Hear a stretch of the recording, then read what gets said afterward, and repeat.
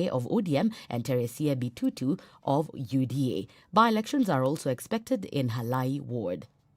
Traders at a market in Teso constituency in Busia County have been left speechless after a man ate a snake in public. According to the villagers, the unidentified relative arrived at the market at 9 p.m. with a sack, and after 2 hours he began to prepare a meal which they later realized was a snake. Here are some of the villagers. Kwa jamaa hapa amekula nyoka kabisa. Hatujui sasa ni mtu mgeni sana Bagochoni naye. Hata niliona mtu alikula nyoka niliweka nduru ya ajabu. Nilishtuka mpaka nimeshikwa na baridi. Kwa mtu tuelewi ametoka huko sijali toka wapi na nyoka, amebeba nyoka kwa bagi na anakula na kitunguu na ndizi na aloe vera.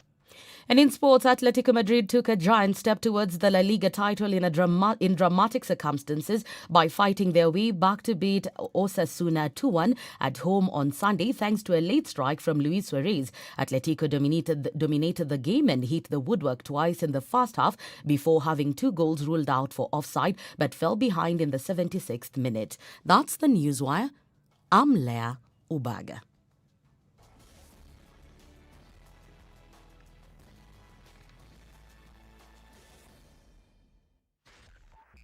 SpiceFM, Nyeri.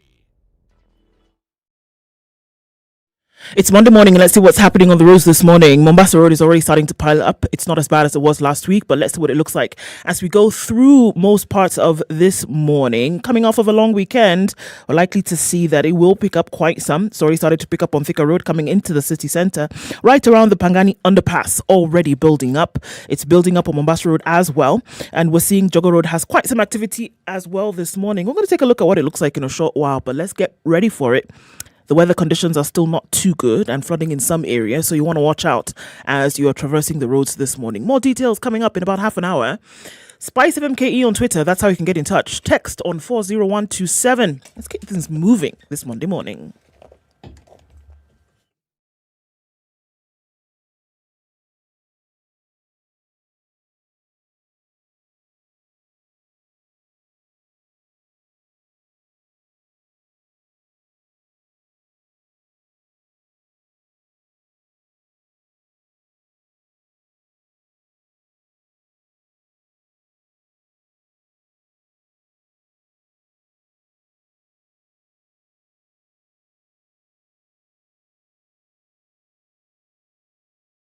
The Situation Room. Witty, political, engaging, deep, controversial. In the room, we have C.T. Muga, researcher, academic, seasoned political observer, a fountain of wisdom in these politically uncertain times. Ndu Oko, Nigerian by birth, Kenyan by choice, communications expert, Pan-Africanist, a truth seeker and believer in people power, and Eric Latif, agent provocateur. How are you doing? Welcome chair, to Monday. It's the 17th day of May 2021. The Situation Room is back on here. This is the Situation Room, the only way to start your day. Morning, Good morning, Eric.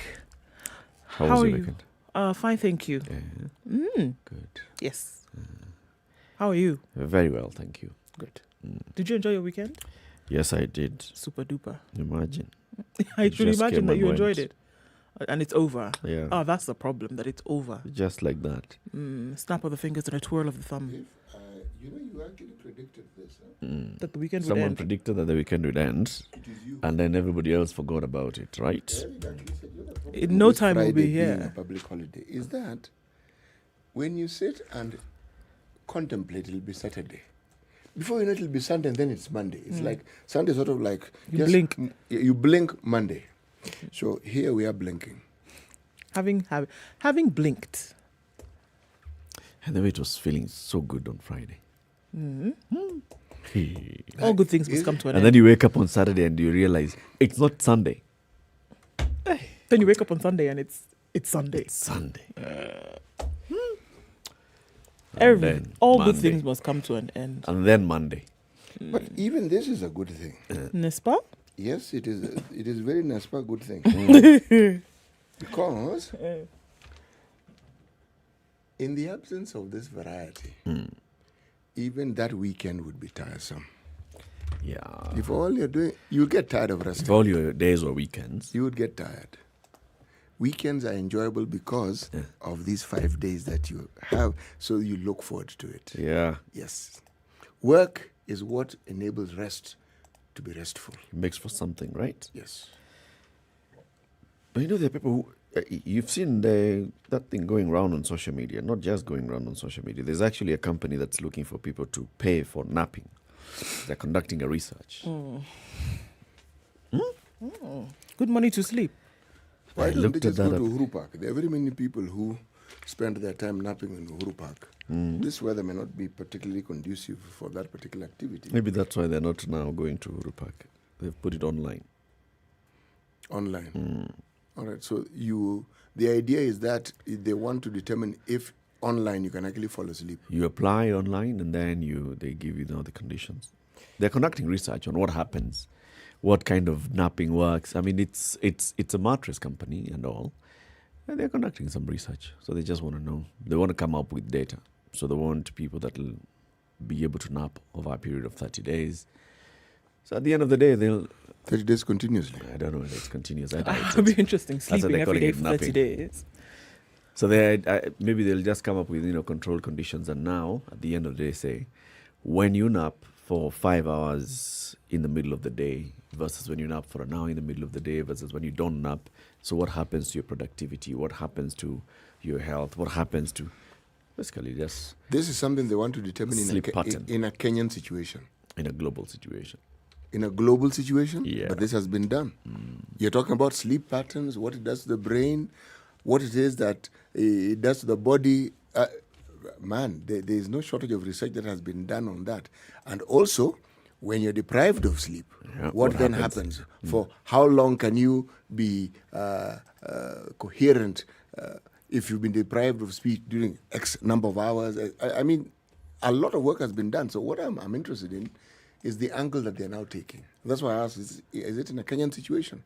So if it is, I think it'll make for interesting reading when the findings come out. It's a global situation. Maybe they want to do it at the same time and see. Now, when you nap during this kind of season, this is what happens.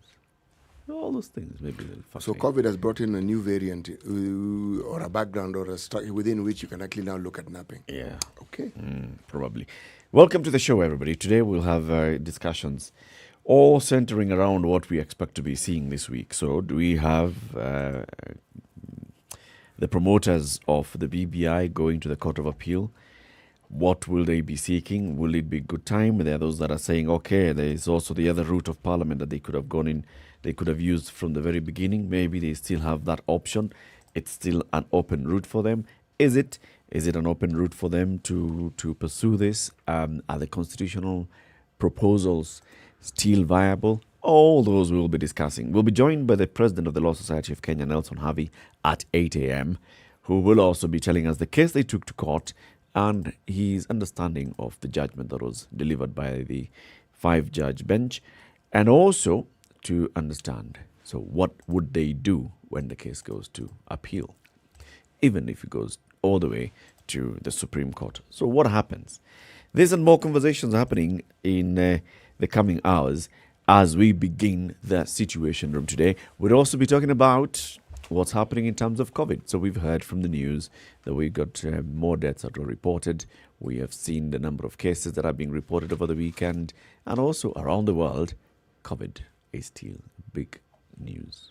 Sure it is. 33,715,951 is what the cases are in the United States. Not been able to look at that in a while. But just news coming out is that they've recorded some of their lowest numbers in the last few months, with I think yesterday being 17,000 or so cases around the US. And so they're still trying to be as serious as they can with the vaccinations. And so that's what they're focusing on now, trying to keep people as safe as possible, but really being very serious about vaccinations. If we look around the world, 163,717,760. That's what the total number of cases is. Total number of global deaths, 3,393,335. A lot of threes there, but that's what we're looking at now. India still continues to take hard hits with this. 24 million now, almost 25 million cases of COVID-19 in India, 274,411 deaths is what we're looking at. All right, bringing things closer home. in Nairobi, or rather in Kenya, from the Ministry of Health updates, 86 people having tested positive for the disease from a sample size of 2,789 in the last 24 hours. The positivity rate from this particular sample at 3.1%. It's interesting because there are quite some mistakes.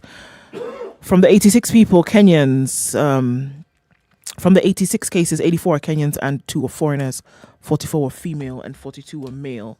And we're still looking at the warnings that we are hearing from the Ministry of Health that we need to all brace for COVID-19 case spike in July. They had mentioned this before. This is now what we are hearing again. And they're asking folks to take it seriously, even at this point. Just looking at the numbers, brace for that spike. The healthcare system could face a crisis if what was witnessed in March happens again, following a warning from experts of a resurgence in COVID-19 infections.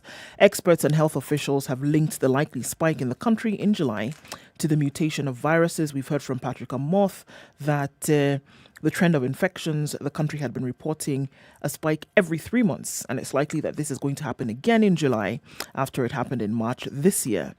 And so on the day that it was looked at as a third wave, 960 is the number of cases that were recorded. He says most countries are at a peak, and Kenya is not an exception. This is not time to slacken on prevention measures. So asking everybody to still be vigilant in this.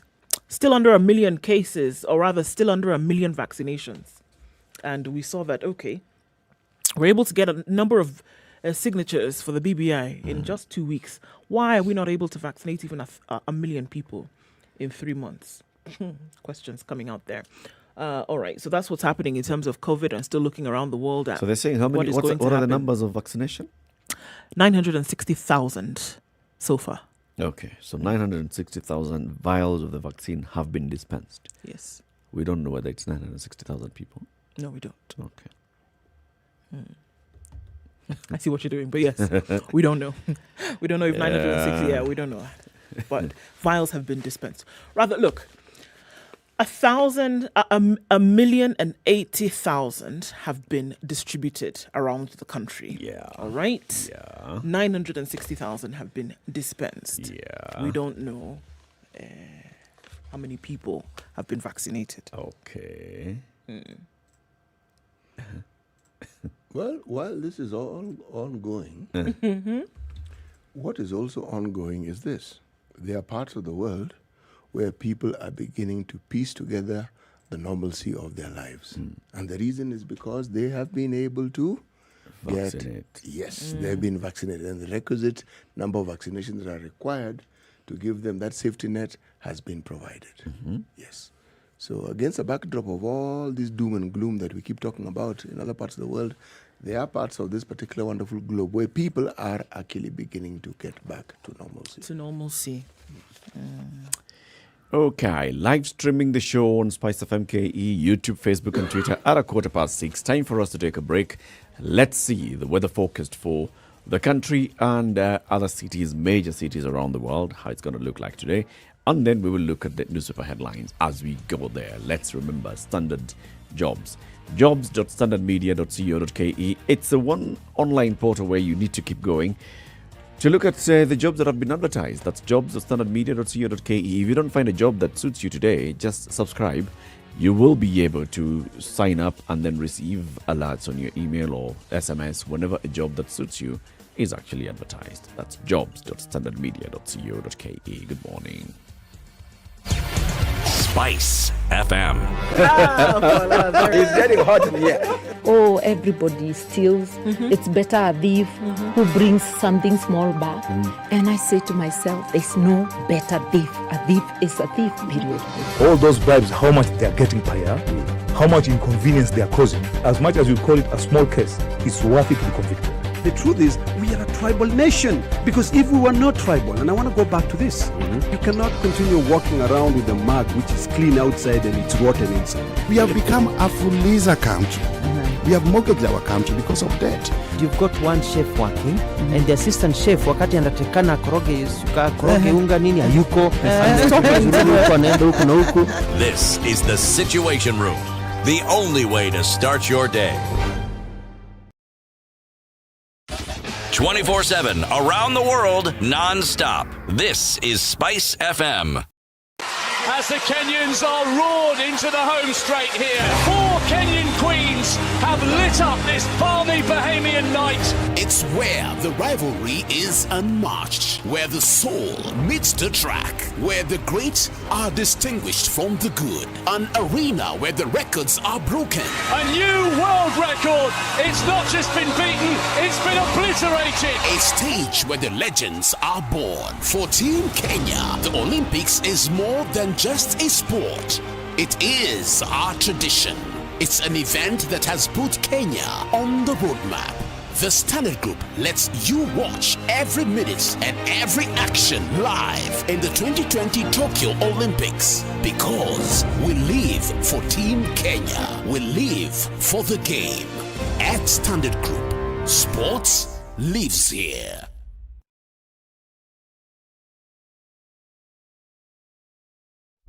Classic soul, R&B, smooth jazz, neo soul, and nostalgic ballads. All right, we're looking at mostly You're clear skies listening in to- Nairobi this morning at 18, highs of 25 and lows of 16.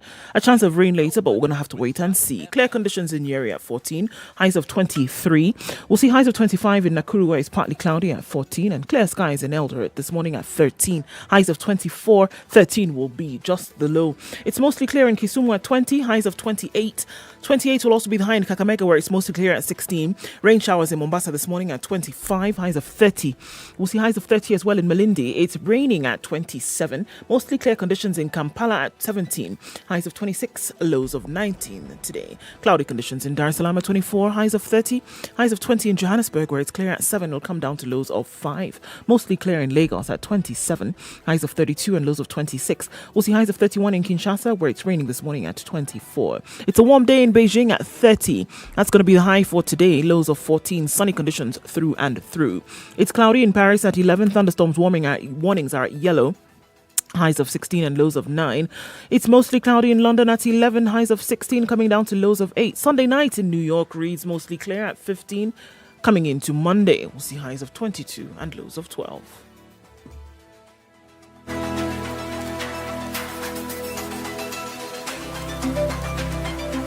Spice FM. Spice up your life. Mature, intelligent talk every morning. Spice up yourself.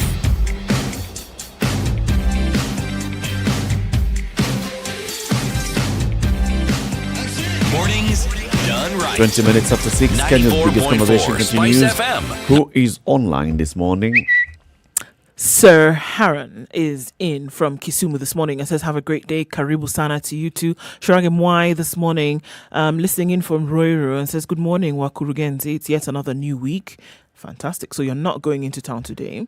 Washira Wilfred says, hey, Eric, Ndu and CT, the rain seemed to have stopped in Gishugu and surrounding areas. Let's see. Farmers in the League of Unoka in Things Fall Apart are ready to go and prepare the land. Still in the house following. Okay, Washira. Excellent work, team. Keep up. Athi River Base, that's where Steve Macau is tuned in from. Rogers Lai tuned in from County 001 and spicing things up this morning. Good morning, Kenya. Much love from Uganda. And that's Blizzard the Dawn. Okay. William Minor Abok, good morning from Nigeria. Which part of Nigeria would be very interesting to hear where you're tuned in from. Jeffrey Mochama, good morning from Kisumu Kibos rather. Kev Santana is listening in from Nanyuki this morning. And Alex, one of them Bogos, is tuned in from Nyeri. Good morning, everybody, and welcome to the show. Karibuni sana kila mtu. City, Monday's proverb. If you close your eyes, then you will learn through accidents. If you close your eyes, then you will learn through accidents. Yes. Your big toe will teach you. Small toe, usually. Knee. Asiyefunzwa na macho, funzwa na goti. Even the head. Okay. Yes. Yeah, all right. Straightforward one. Let's take a look at the headlines then. It's the BBI, it's the BBI, it's the BBI. Yeah, it's just the BBI. Front page of the Standard today. Uhuru Raila power team in BBI fight back. The AG has filed a notice of petition under a certificate of urgency, signaling a legal battle to overturn last week's verdict by 5 High Court judges and allow BBA reggae to go on. So, apparently this was done over Saturday, and we saw some questions in terms of, okay, how did this happen exactly when the court registry just not functioned over the weekends? But okay. President Uhuru Kenyatta, they have picked 6 lawyers to appeal the High Court ruling that annulled the BBI initiative. The president and ODM leader Raila Odinga have formed a legal team led by Attorney General Paul Kihara that they hope will dismantle the ruling by the High Court judges and allow the BBI reggae to stay on. So, in the team to resuscitate the BBI are the Solicitor General Kennedy Ogeto, former BBI Joint Secretary Paul Mwangi, members of the BBI Committee of Experts, Professor Ben Sihanya, Professor Kibe Mungai, and City Lawyer Jackson Awele.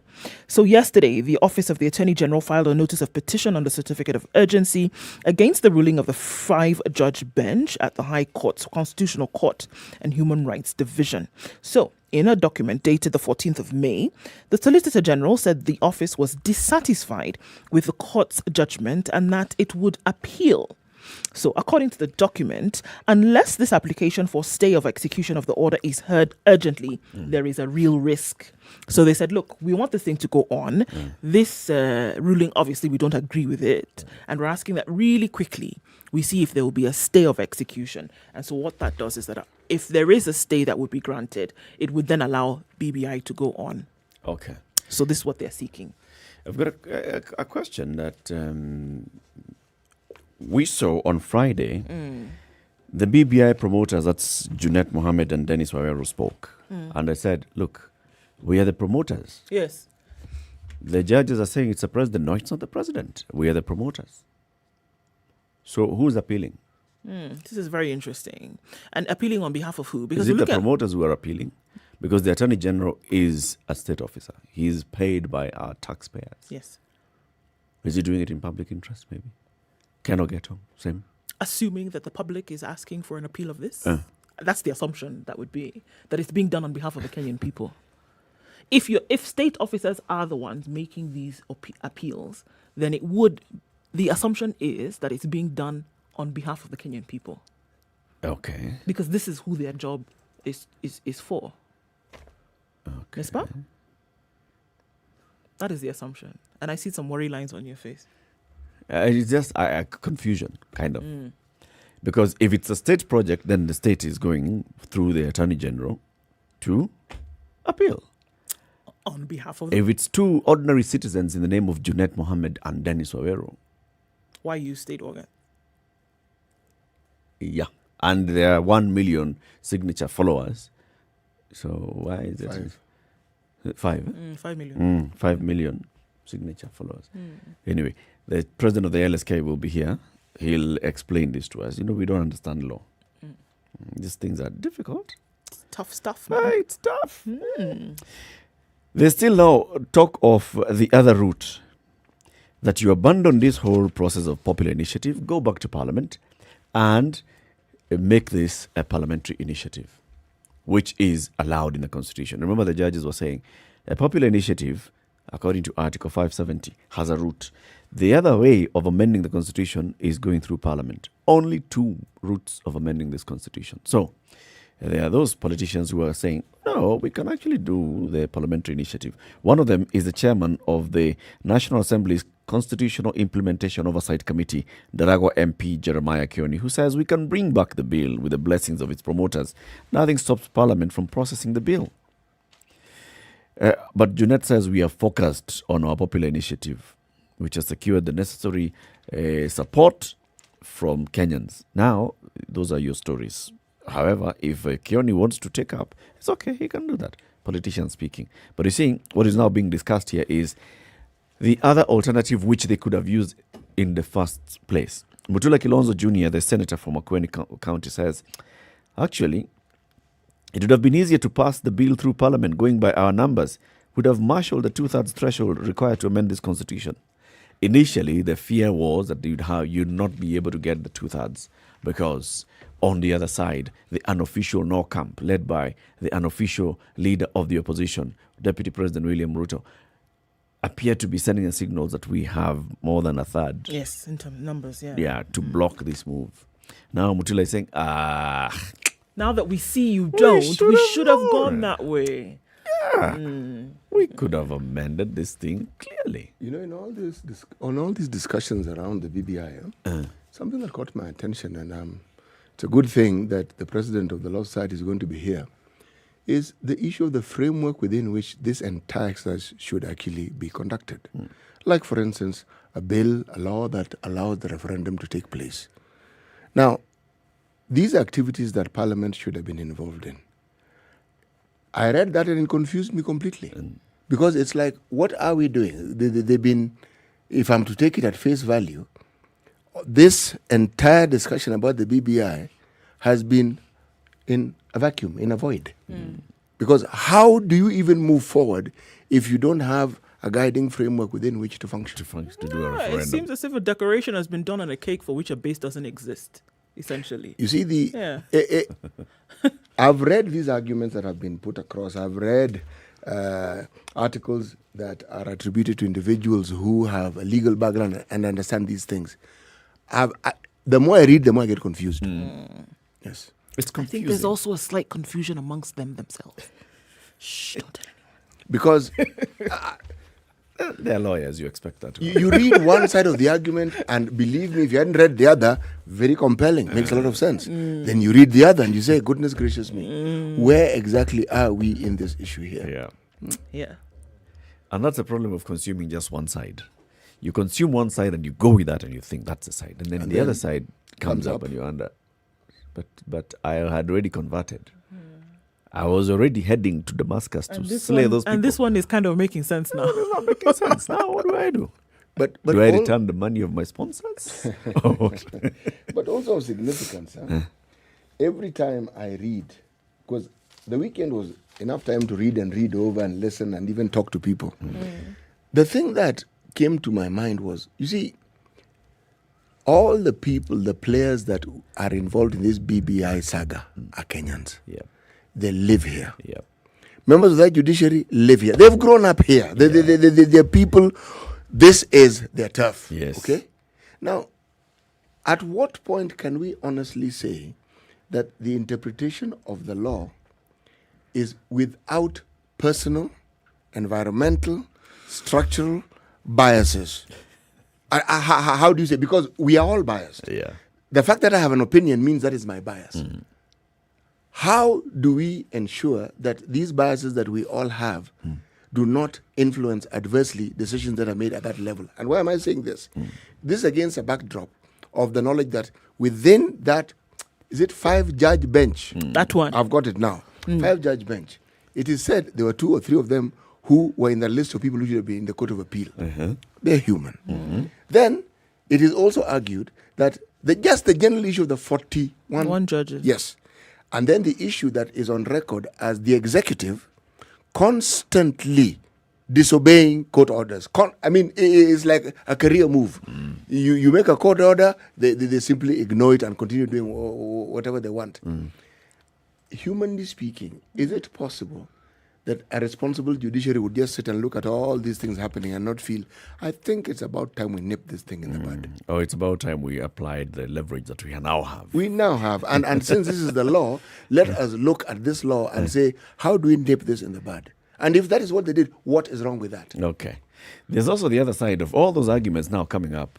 That whole background of this executive not obeying court orders and looking at every possible way to paint a wrong picture or a bad picture or giving this dog a bad name called the judiciary.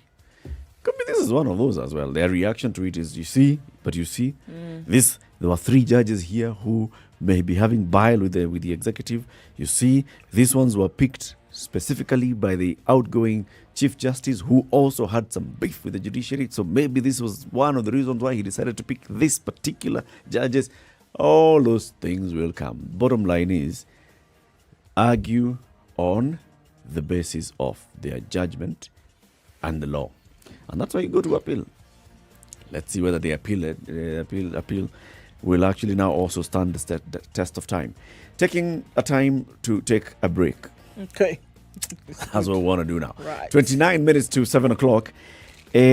You know about the Standard e-paper. So you can read the Standard newspapers online. Just log on to epaper.standardmedia.co.ke. Now, there's a very easy way of you subscribing to this new Standard e-paper, epaper.standardmedia.co.ke. What we want you to do, on the landing page, click the login icon on the top right corner of the screen, enter your username and password, and proceed. Then, once you log in, select the Read Now button on the editions on the homepage. It'll lead you to the subscription plan page. So you'll find several plans there. So choose the plan that you want to go for. Select the payment mode, either M-Pesa or you want to use your card. Choose whatever you want to use. And then after that, enjoy reading the Standard e-paper. You'll be able to see e-paper limited offer of 10 shillings a day.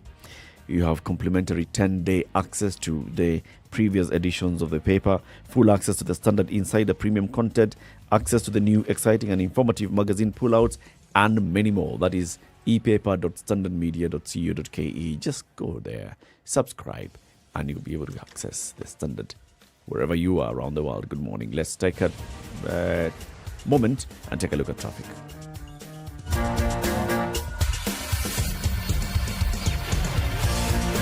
This is the Situation Room, the only way to start your day. Spice up your life. 24/7 around the world, non-stop. This is Spice FM.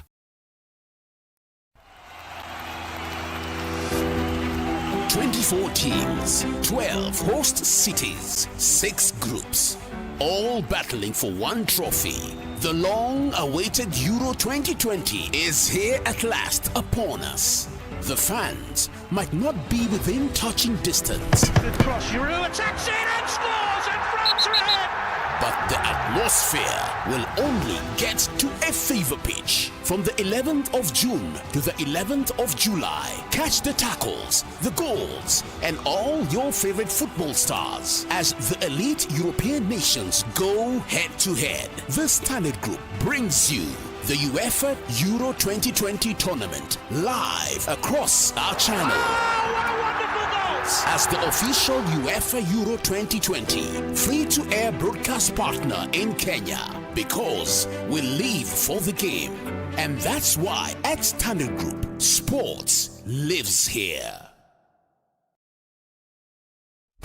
Classic soul, R&B, smooth jazz, neo soul, and nostalgic All right, not looking so bad ballads. on Thika Road this morning. However, you might want to use the service lanes because that's where it's moving and moving quite well. Right there at the Mathare Hospital, then going outbound towards the city. It's looking pretty good, guys, so you want to use that. Coming off of Kiambu Road, Teke Teke is what is being described as this morning. From Ridgeways headed out, it's looking pretty good. So let's keep on that and make sure that we can get where we're going in good time. Coming off of Mombasa Road, it was not too bad this morning. It's going to pile up, that's for sure. A lot of folks have decided to use the train this morning, and so it's filled, at least the first one, to capacity because folks don't want to get stuck on the road. So that's just a piece of information for you. The bypass is looking pretty good this morning. The southern bypass, eastern, Red Hill, northern, looking very good today. Let's see how it opens up as the sun does come up. Everybody's on the roads this morning, but let's just try and be as careful as possible. Watch out for those little puddles because you're not sure how deep they actually go. Talk to us. SpiceFMKE on Twitter. Let's see what it looks like in your neck of the woods. Share some information where it's going to help others. If you're stuck somewhere, let us know that as well and we'll see if we can help out. 40127. That's how you can reach us via text.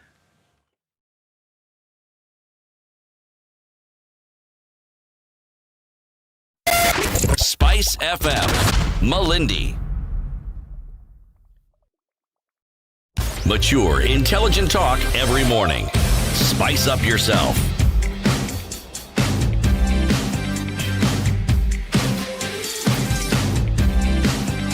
Mornings. It's 24 minutes to 7 o'clock. 94.4 Spice FM, Nairobi. Delayed Form 1 selection creates room for canvassing.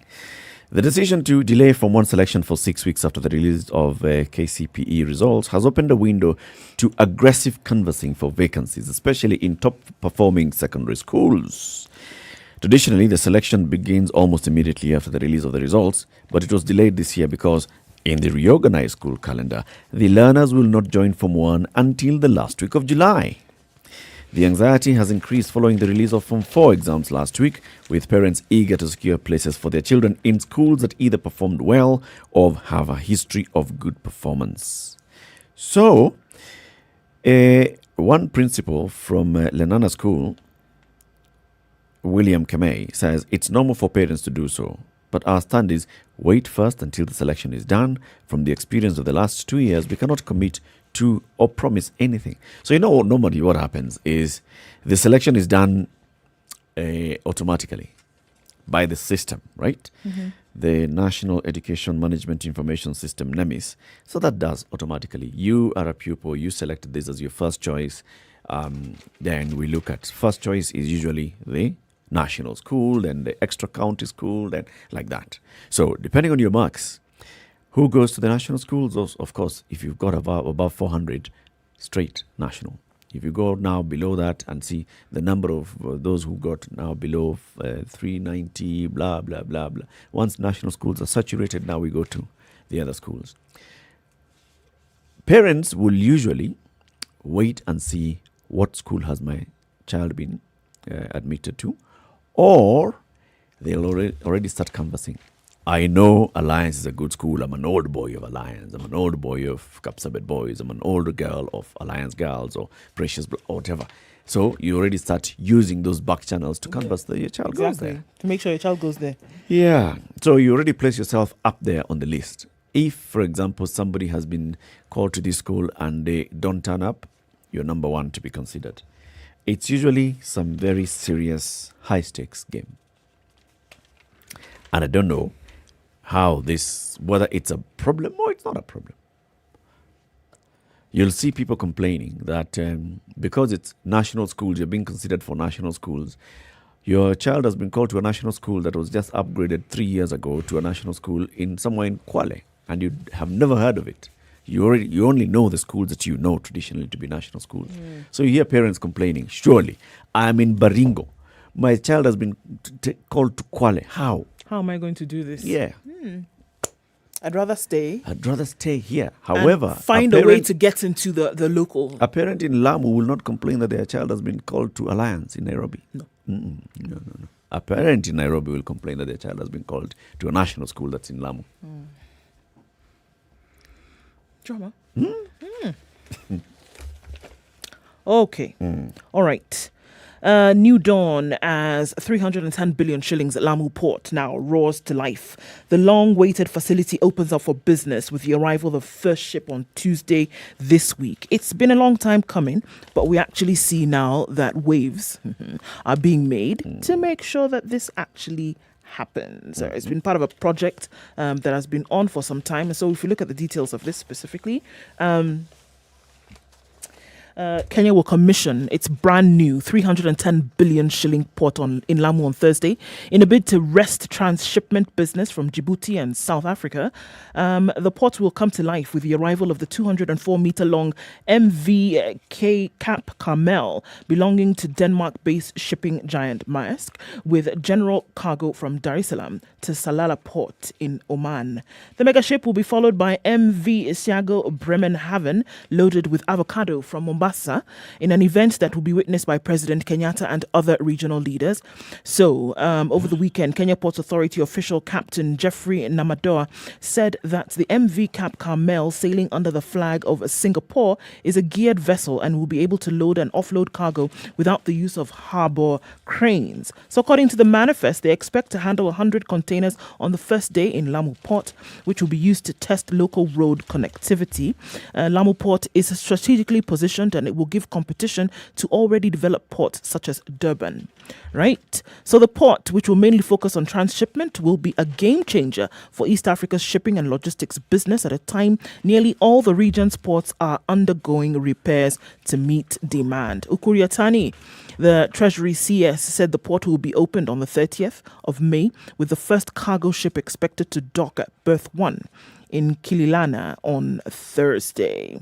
So 79 staff have been deployed to the port, with an additional 100 to be recruited at the end of the week. I think this is a very, very, very, very, very big story. I think so. It's a very big story. This is a project that was, yes, a long time coming, like you've said, part of the LAPSET, actually the anchor of the entire LAPSET project. So the port and the berth coming to life, that's a big thing. And how much is it? 310 billion shillings. Yeah, there you go. Part of the project, and a number of berths that have, been taking a while to come around. What you expect and what you hope is that the entire ecosystem has also been aligned. So yes, ships come, dock, berth. There's an entire accommodation, hospitality infrastructure that's already in place. Of course, they'll encourage the public sector to come in and invest, the private sector rather to come and invest. But some of those things should already be kickstarted. The roads. So once the goods are offloaded from Lamu, how then do they move from Lamu to the rest? Is the road network good enough to actually transport? It was meant to be rail. Like they're saying, this is what they want to test and see. Can we actually offload and then have them moving where they should go? Where would they be going? If you might, so where would, for example, the first vessel is arriving carrying what? The first vessel is arriving carrying. Hold on. I'm going to tell you. I just read it, didn't I? You did. Poof. Gone with the wind. We know that what's coming is carrying avocado from Mombasa. But what is coming? Okay, I'll find it in a minute. But how can it just go away like that? It was somewhere there. The second one is the one carrying avocado. Yes, the second one is carrying avocado. Carrying avocado from Mombasa to Lamu.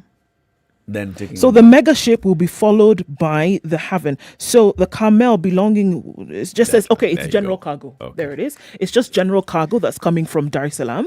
Okay.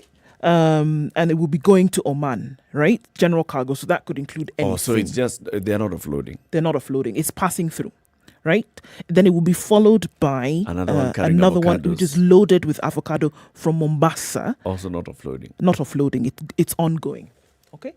So we're testing whether now we can receive and send out vessels. Okay. Yeah, anyway, the point still remains. If everything else has been aligned in terms of, look, once they are offloaded, then this is how they move. Yes. This is how you transport. You transport the goods into the interior of the country. You don't necessarily have to bring them to Mombasa. Can you imagine now you've offloaded in Lamu and the only road is through Mombasa, or the other road is through Garsen to Garissa. Headache. And then to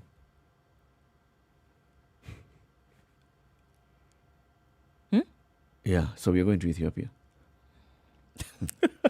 Well, actually, yes, that is certainly one way of looking at it. But if you look at the path that leads you to, look at the Horn of Africa, look at the proximity of that particular port with the Horn of Africa, and look at the countries that are around that particular region. And you will find that, yes, it is perhaps necessary, because if we can take, if we can trade with countries around there, so can they. You see, a port serves both purposes: outgoing cargo, incoming cargo from that particular region. Yes. But the truth of the matter is, I find that even with the 16th month delay, because this thing has been delayed by 16 months, I'm glad it is. Finally, yes. Because the delays can and will happen, but at least when something is concluded. But the other auxiliary service that you're referring to, there's a bit of vagueness there. And they're important. Oh, because they come in hand with this. If you don't do that, then very soon we'll start talking about, this Lamu port, it's not even operational, no one to Lamu, delayed, definitely. No one wants to go and dock in Lamu. Remember, apart from just the road, a port of that size and magnitude would even be better served if there's a rail service that's going towards it. Yes, because then you have given the people who want to use the port that option. Yes. They have the option. And that's the bigger picture of LAPSET. It's a bigger picture of LAPSET. Kenya's biggest conversation. Time for us to take another break. Have you tried that e-newspaper? So epaper.standardmedia.co.ke. That's how you can get to access the brand new, swanky, brand new Standard e-paper. Log on to it. You'll be able to access the paper. You'll be able to choose the kind of, there are various plans that you have. So choose the plan that you want, okay? Once you choose the plan, you make the payment method. You can even pay via M-Pesa. You get to access the paper. What do you access? You access the daily Sudoku and crossword puzzles, unlimited access to tender, jobs, motor stories. You're also able to read the bulletin with links to top 6 stories in the last 24 hours. What else do you get? Live chat for instant feedback from our customer care team. You also have full access to the standard insider premium content, complimentary 10-day access to e-paper archives, that's previous editions. All that once you go in there. epaper.standardmedia.co.ke. Good morning.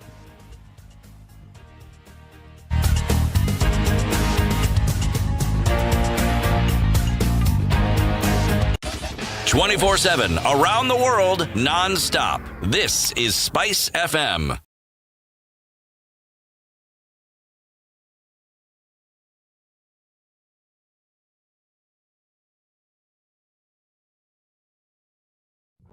Thank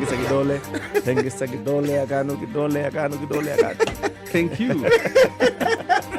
The political class, the contestants, everybody is trying to outsteal the other. Remorse is not taught in any school.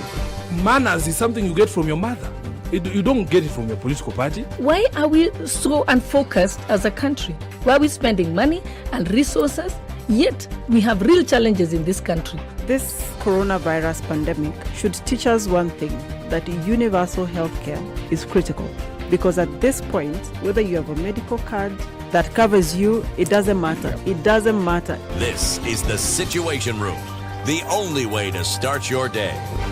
Mature, intelligent talk every morning. Spice up yourself.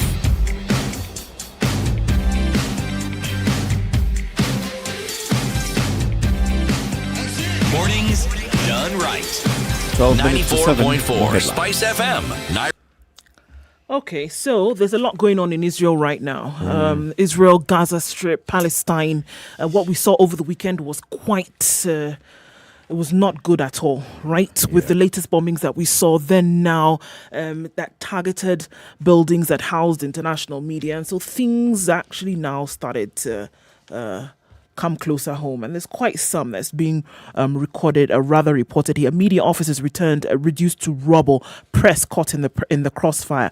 Gaza toll rises to 192. And the US President Joe Biden expresses, quote unquote, grave concern for what is going on. So reports coming out of Gaza City, coming out of Washington. Israeli strikes killed at least 42 Palestinians in the Gaza Strip Sunday. The worst daily death toll yet in the almost week-long clashes as the UN Security Council meet among global alarm at the escalating conflict. U.S. Secretary General Antonio Guterres pleaded for an immediate end to the deadly violence, warning that the fighting could plunge the region into an uncontainable security and humanitarian crisis. Fighting must stop. It must stop immediately, Guterres said as he opened the Security Council session. Delayed by Israel's ally, the United States, calling the violence over the past week utterly appalling. The heaviest fighting in years, sparked by unrest in Jerusalem, saw the rivals again trade heavy fire, with the death toll rising to 192 in the crowded enclave of Gaza since Monday, and at 10 in Israel, according to the authorities on either side. This is what Israel says. Hamas misjudged the strength of our response to its rocket barrage, according to Aviv Kochavi, the Army's chief of general staff, saying Gaza had since been enduring an aerial bombardment of unprecedented intensity. Israel said Sunday morning its continuing wave of strikes had in the past 24 hours struck over 90 targets across Gaza, where the destruction of a building housing international news media sparked an international outcry. So the weekend was not pretty at all in this area. But is that the whole story really? Because I'm asking myself the question, what is the sense in bombing buildings, areas where you find... civilians? Yes, why? Yeah, exactly. And you know very well that this will do nothing other than alienate you against the international community. Well, one of the things that seems to be the hallmark of Hamas when it comes to the way they go about things is that their centers and their place of operation are within civilian communities. Like this particular building that we say was bombed. the likelihood is that it's a huge building. It is, and it's in a residential area as well. Yes, precisely. Gaza isn't a huge place. No, it isn't. So if you're talking about CBD residential area, they intermingle very, very easily. Mishmash. It is likely that indeed within that same building, you could find that, remember, buildings have underground components, that they may very well have had offices, they may very well have had units. It's something that one reads about. How true this is, I cannot verify and say it is true, but it is an argument that I've heard and I've read about, that it is one of the things that they do. And that every time you have observed over the years, when you've had, say, a Hamas leader, you have someone who has been targeted and has been killed, they are always civilians. Yep. There are always some civilians around them. So the idea of having a human shield is something that seems to be, in my opinion, a strategy. It's a very big strategy of theirs, and they've deployed it all the time, and that's why every time Israel has to react, the response will always elicit international outcry, because they will not hit back without necessarily hitting back at civilian populations. The civilian population that's living there, do they have a choice of evicting the militant Hamas? They don't. They don't. In very many cases, they don't. So it's a very big one. It's a very big issue here, and you've seen the kind of protest that we've seen across the globe on this particular issue. The UN Security Council has met. It was meeting yesterday. Of course, Kenya represented. Kenya was part of the UN Security Council, discussing the escalating situation in Israel, between Israel and Palestine. So let's see what the Security Council says. Let's see what the international community says. Israel is very clear on what it's saying. The Hamas are very clear with what they're saying. Those who support Hamas, and we've seen Iran making their, subtle sounds here and there. We've seen also other quarters who are coming in now to support the escalating violence. My good Lord, the bottom line is that this is not a small thing for the population across both sides. No, it isn't. Even the people in Israel, even though they have lower death rate or lower number of people who've died, who've been affected, they also are not living their life normally. No, they're not. No, they're not. But even the people in Palestine are basically just waking up they are not even sleeping. But there's something that is also underlying in this entire discussion. You see, you're talking about a population of people who do not consider it. I'm talking about the Gaza Strip. Yeah. Okay? I'm talking about the population of people who live there. People who do not find it strange to be considered martyrs. Yeah. They do not. Because just as the Israelis are determined to do certain things, so are they, equally determined. And if death be the end result of pursuing this cause, so be it. So be it. Yes. But you see, sometimes I look at those things. You look at documentaries, you look at feature films that are done on these stories, and you actually see, if you have been born and brought up in this, and all you see is from your end, the kind of bombarding that you receive every time there's a small issue. You see your uncle, whom you know to be a very upright person, whom you know who actually speaks against the Hamas and the militant side of Hamas, you see that person being killed, and you wonder, so why did they have to kill my innocent uncle? Come on, I'm going to avenge my uncle. It's a serious vicious cycle. It's a very serious vicious cycle. I've got two stories. One, remember the story of the policeman in Kayole, whom I was telling you about, DCIO Simon Mutia Mwangela from Embakasi. He will this morning be arraigned for fatally shooting a guard at a lodging in Masimba, Kayole on Thursday morning. The senior officer who was arrested on Thursday has since been interrogated ahead of the court appearance.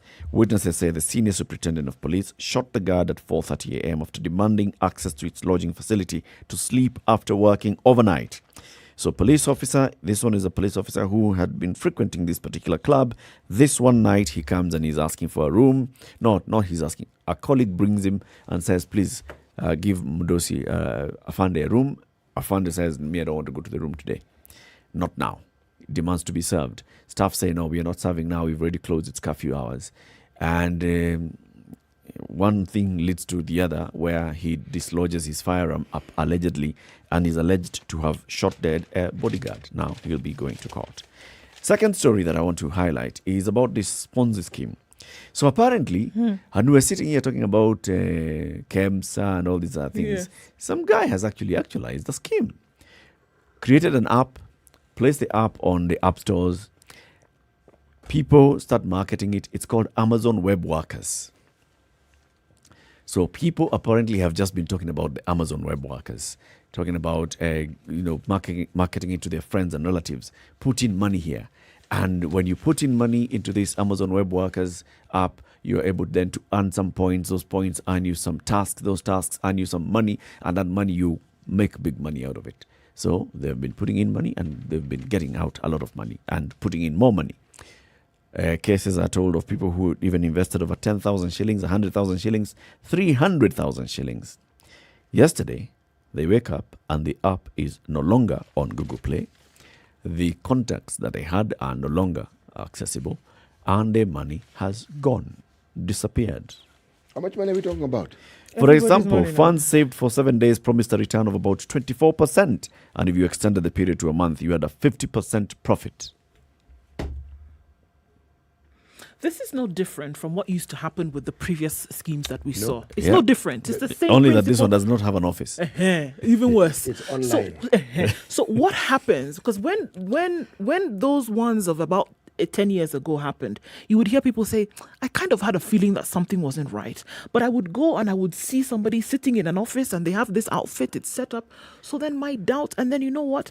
The first one, they paid me. Not even first, even The second, second, they paid. even third. And then I even took out a loan of 250,000 shillings and I put it all there and they paid me the first one. Yes. I went and I put all my relatives, I brought them, I put them there. My mother took her savings that my father left from his whatever. We put it there and they received the first payment. There was no reason for me to doubt. This thing, this Amazon Web Workers happened, if you look at the chronology, the same way. Somebody comes and tells you, you need to put in this amount, you will get such amount in terms of percentage increase after such and such a time. Nothing different. Same story, but still, people are looking for a quick buck and are ready to even go and borrow again to go and put here. Consider the monies that Safaricom has been making on the M-Pesa platform. It tells you that the society we have was ripe for such a scheme. It is. Because it had been quiet for some time, so somebody just, said, okay, folks who might bite on this again. This one was a big one. Sheesh. Reminds us of the big one in South Africa, around the world, Crowd One, which was a big one. It was massive. Yeah, big one around the world. People lost money and it was global. And there were those people who would come in every day. There'd be a webinar telling you, this is how you make money. This is what you do. This is how, and they are, one day you wake up and you are holding on to nothing. Kenya's biggest conversation continues into the next hour. Keep it right here. First, let's get the latest from the news. It's now 7 a.m.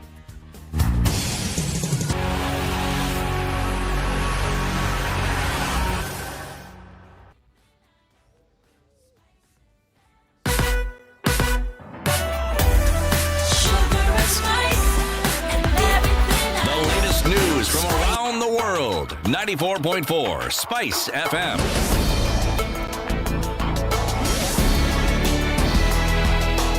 Good morning. This is the Newswire. I'm Leah Ubaga. Attorney General Paul Kihara, ODM leader Raila Odinga and the BBI Secretariat have appealed High Court's ruling that termed the BBI as null and void. Through their lawyers, they want the Court of Appeal to suspend the ruling that was made last Thursday on the BBI. The cases must be heard and determined by August 2022, which is before the general elections. Embakasi DCI boss Simon Mutia, who spent the weekend in police cells following the shooting dead of a night guard in Kayole, Nairobi, is expected in court today. The senior superintendent of police will be charged with murder. He was on Thursday grilled by his seniors and recorded a statement ahead of today's sessions.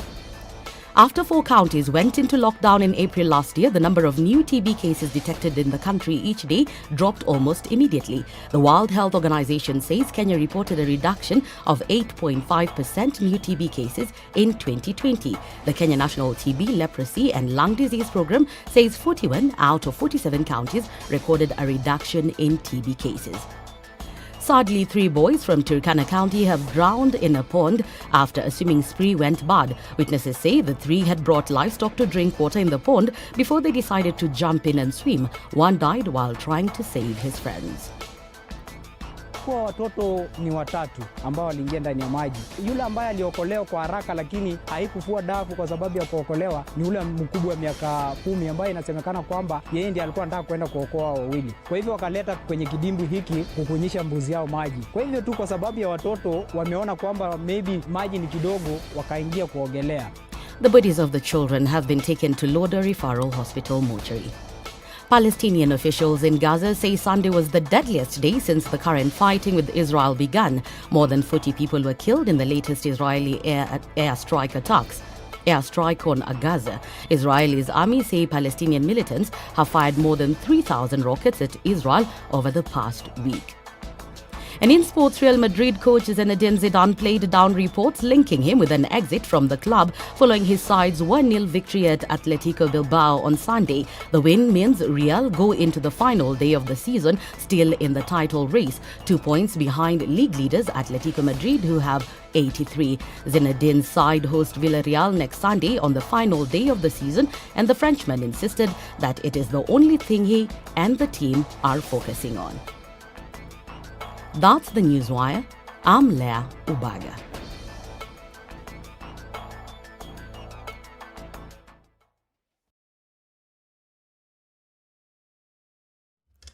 Madness is Cabanas this morning already, guys, and we know that the construction continues in that area, but the road is getting narrower and narrower as the days go by. So we're stuck between the SGR and Cabanas, then heading towards General Motors. So this one we have to watch out for. It's holding traffic up, and people are choosing to use the other route and go up on the flyover through to the ICD route. That's what people are using this morning. So if you're stuck there, I am sorry, but there's no way out if you're already there. Try to go and use the ICD route, go the back way. It's longer, but you won't get stuck for too long. It's foggy also on most roads this morning, so you want to watch out for this. Thika Road, traffic from NYS to Pangani is slow, but it's moving, and kudos to the cops. We're being told they're doing a good job there this morning with traffic. All right, coming out of Westlands, guys, we need to look out for this because the fog is quite low and it's quite heavy. So fog lights up, they will help this morning. Coming into the city from Thika Road as well. You want to use Wangari Maathai Road. If you're getting towards Ngara, it's already jam-packed and moving very slowly. So use that as an outlet to the city. Let's keep an eye on what looks like in about half an hour. We are officially in traffic hour. Everybody's out this morning. We want to be careful, but use the best route possible. SpiceFM KE on Twitter. Text on 40127.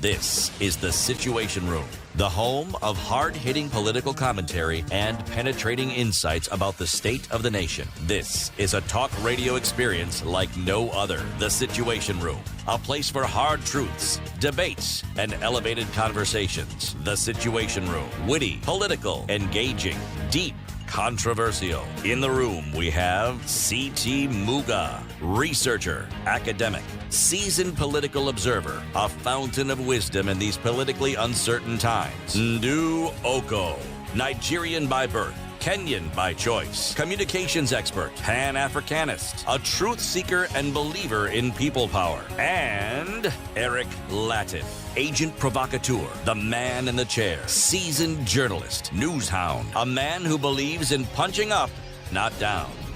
This Coming is up the to 6 minutes after 7, Kenya's the biggest only way conversation to start continues. your Welcome day. to the second hour of today's discussions. We'll be here until 10 a.m. So, CT, with your eyes wide open, what is today's proverb? If you close your eyes, then you will learn through accidents. If you close your eyes, then you will learn through accidents. Mm-hmm. Close your eyes. You can apply this almost to any situation you can think of. Yes. Any. You can look at it literally, makes sense. Yep. You can put it into a living situation, makes sense. You can make it religious, political, cultural. Take it at any level, any element in any part of our society. Don't dare close your eyes. Don't dare. Whether the eyes are literal, whether they are spiritual, whether what, take your pick. Ni kweli. Hapo vile umesema ni kweli. You know, I recall as a young man mulling over a certain phrase. It caught my attention because I found it strange that those with eyes wide open and yet cannot see. I thought to myself, it's strange, isn't it? It's funny how people can have their eyes open and my not eyes see. are open, unless I am blind, because I can open my eyes and I'm blind, so I will not be able to see. But if I don't have that problem or that, how is it that my eyes can be open yet I do not see? Like the lights are on and no one's home. Yes, it began an interesting journey for me, because I then realized that's when I first encountered the concept of perspective. That the fact that I see it, see, up to that time, anything I heard on the radio, sacrosanct. See, the radio spoke. If I read in the paper, see, it was in the paper. Umesikia kwa taarifa. Yes, so Must be true. Well, but why am I arguing? I mean, the person who reported it must know what they're saying. That's why it is in that particular. Every time you realize, yes, but there are other truths. Some may appear contradictory, some may appear supportive, but it's just perspective. It is what it is. It is what it is. There are people who may have closed their eyes for a bit, just a little bit. And now they are learning through accidents. So, in just a month, there are Kenyans who went on to their mobile devices and they downloaded an app called Amazon Web Workers. It's got over 10,000 downloads in just over a month. Or was it 100,000 downloads in just over a month? So this is what was happening. It was telling people that you can make quick money very fast. To earn a commission, members are to deposit any amount starting from 300 shillings and complete certain tasks at different levels. One could also earn either through referrals or by locking the money for a specific period. So 3 ways. Put in money, you get some task, you complete a task, you earn some points, those points translate to money. Okay? Another way is you bring in referrals. As long as it's a multi-level marketing. As long as I've introduced CT into this thing, I make some money out of what my CT will make. The other one is I make it like, fixed deposit account. Put in some money and fix it over a certain period of time. For instance, if you saved for 7 days, you get a return of about 24%. And if you extend that period to a month, you get a return of about 50%. Put 1,000 bob, keep it there for a month, you get 1,500 out.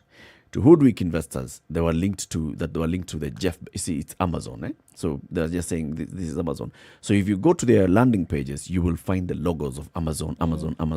Gullible Kenyans, that was enough proof to have them register and persuade others to join. Investors are now crying foul that they can no longer make withdrawals or the firm's support staff are no longer reachable.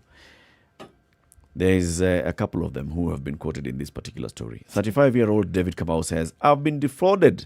I joined AWW, as we call it, last week at the influence of my friend who termed it a good platform to make money to invest. I borrowed 8,000 shillings from Safaricom's Fuliza.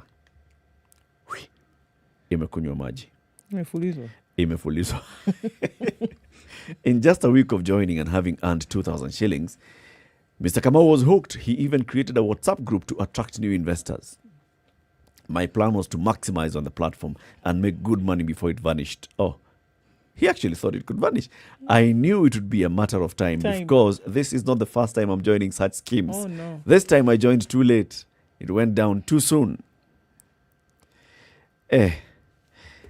Amazon Web Workers might be the latest financial scam, but definitely not the first. It has only added its name to a list of Ponzi schemes such as Crowd One.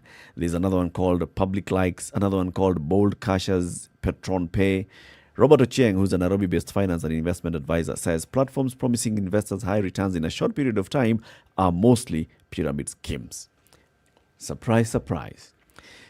The interesting bit here is that there are people who actually joined believing that they are making money off Jeff Bezos, the world's wealthiest human being. And so they're like, if this guy is worth 200 billion shillings, surely. I got to tap into this one. Yeah, I just put in money and then he gives me more. It's fine.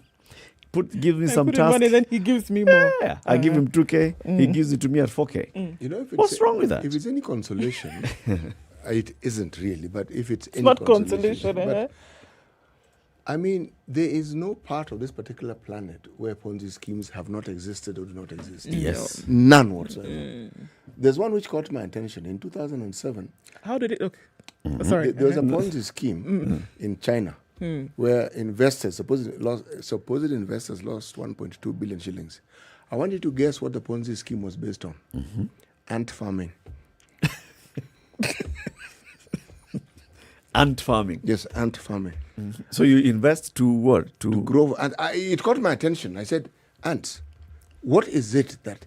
Somehow there was the issue of the nutritional value of ants. Of course. The ease with which ants can actually be grown. Because they exist already. Yes. How you can actually create colonies. Creating an ecosystem and then yes. And people invested and invested and invested. Yes. $1.2 billion later, Ponzi scheme. You know, I realized that when these things are actually being introduced, nobody is looking at the inner workings of it. Like, nobody's thinking ants farming. Nobody is thinking Amazon. You can actually see the value. You can see all ants, you're seeing is, all hold these on a articles minute. that you look for. This is It's the time when you went possible on that this Google thing- and you see the nutritional value of ants. You know? And then you think, this thing can actually work. Yes. And then they're going to give me money, and all I have to do is put my money in, and then after 2 weeks, they'll give me more than I had. They're the ones who are farming. I don't need to do anything. I don't need to do anything. I'm just I don't even need to investing be in a company. where they are. I don't need to go and see their operation. I can see. What I can actually see, the manifestation of their business, is that they're going to give me a return on whatever it is that I am putting in. At that point, and I'm sure that anybody who will testify, will give their testimony to this thing, will say, you're not really thinking about the science or the mathematics of it at that point. That how is it possible that in 7 days, somebody is going to give me 24%, something that in financial institutions for years have been unable to do. In a year, a financial institution will give you that 24%, maybe, if things have been very, very good. And they're telling you that the only way they can do this is that they have essentially played around with the fluctuations in the market. They have invested here and there. They've invested in the big money tickets like real estate and the technology and things like that. And that's how they've been able to make that return on the investment, which they eventually give to you. Yeah. They have not been able to make that kind of money in days, and these are the big boys in the market. What is it that these guys can do? At that point, you're not really thinking about it, are you? You're not really thinking about it's impossible to make this kind of money in a short period of time. You're thinking, hold on, it's the latest fad in the world. People are going after it, and it's giving people money. The terrible thing is that in the first payout, you actually get some money. You actually get something. So there's no reason why you would not believe that this thing this is was real. a scam. So what do? You go and you get Eric, you get CT, and you say, it's not a lie. Look at my M-Pesa. I was actually paid this money. You guys join this thing. Nothing like waiting for salary. 2 weeks into the month, you'll have money. Every single time it works. So my question is, what happens in the psyche? Because this is no different from the one that happened before.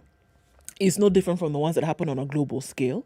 It's no different from the one that was done 10 years ago, or the one that somebody's even cooking in the kitchen now that are going to present to you in the next 1.5 months. You see, the thinking behind it, if you look at it, and why it's also convincing, it mirrors very, very closely, should we say, programs that people are already accustomed to. People pulling money together. Think SACCO.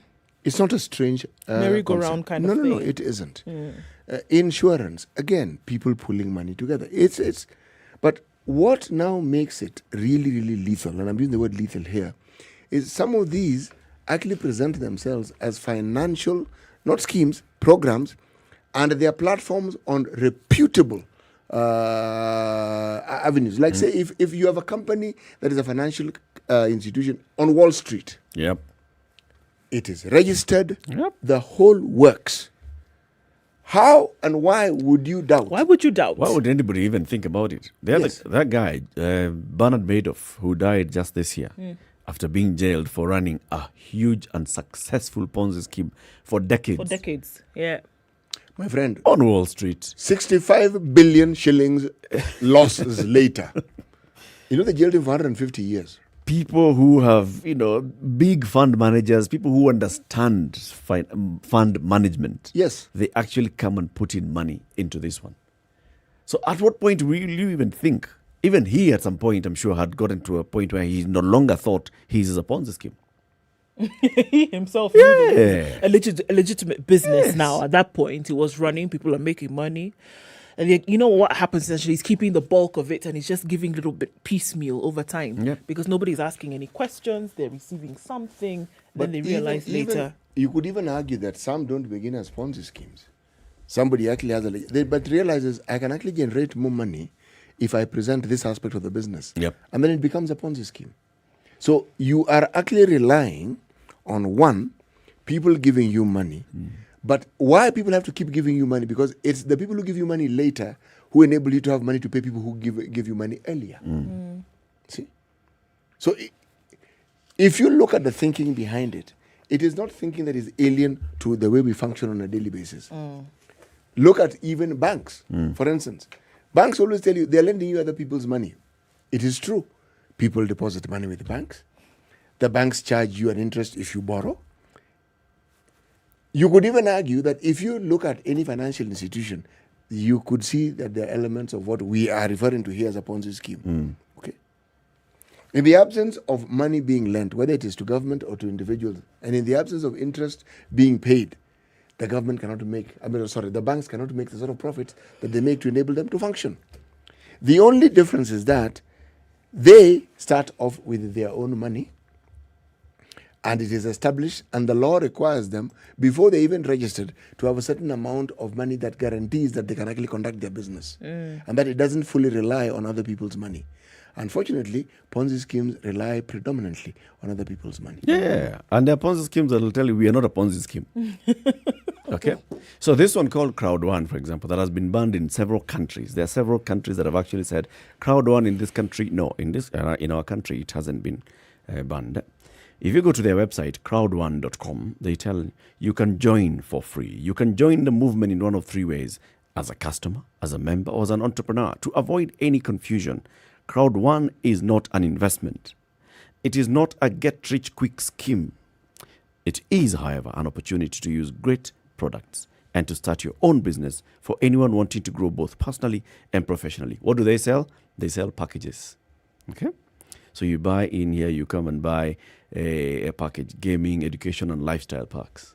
You can buy some package into a game, blah, blah, blah, blah, things. You buy access to reading material. You buy access to video content. And then that video content, according to the story that was done by the BBC sometime last year, some of it is actually plagiarized content. Put together, and they say this is, oh my goodness. And people still go ahead and participate in these things. The thing that I think, Eric, that really lures people is the extraordinary profits that you stand to make. And it is often authenticated by that first payment that you receive. And beyond that, you are convinced that this thing surely, you can't possibly go wrong. There were, I remember the popular ones in Kenya, the one that came to mind was one called Desi. Desi. There are people who swore they made money from it. They did make money. I know of people who I worked with who told me they had taken loans and they had made money. Yes, they even got their money back plus profit. Then they decided, you know something, let me take this money back to the SACCO and now get a bigger loan. And they did. First payment, came through. That's it. First was the last. Because how the story went was, I should have stopped. Shouldn't be laughing, but I should have stopped. I had actually made money. Why did I now think that I could actually make more? But the logic behind it was sound. You start off with 50,000, and you have more than 150,000 over a period of time. What makes you think that if you put 600,000 shillings, you will not now make 1.8 million shillings? That we can say we can categorize people into different groups.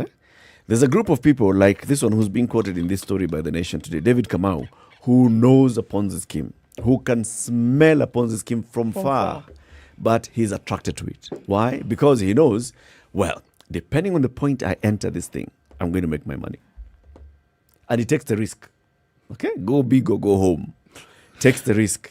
So I'm coming in, I'll put in money, I will see. Depending on how long it takes for them to pay me back, I'll then be able to determine where I am in terms of entry level. Have I joined it at the very beginning? Am I going to be able to milk it 3 or 4 times? Or am I joining it towards the end? And this particular one, he thought he's in the middle, kumbe he was in the end.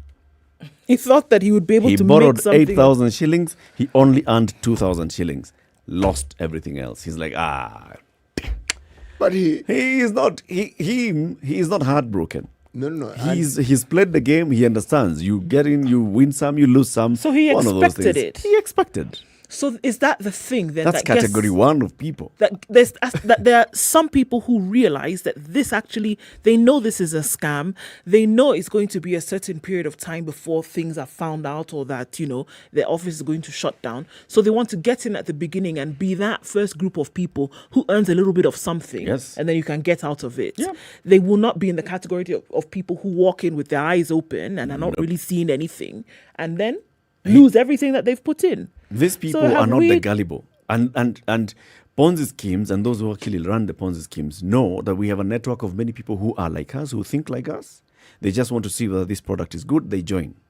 And those are the ones who are going to attract everybody else. The non-gullible people. And then there'll be the gullible people who will now be recruited by this band of people. Let's even call them 1,000 people. You start your Ponzi scheme, target that 1,000 people. As long as those 1,000 people come in, and they'll be very quick. They're also very good in marketing this.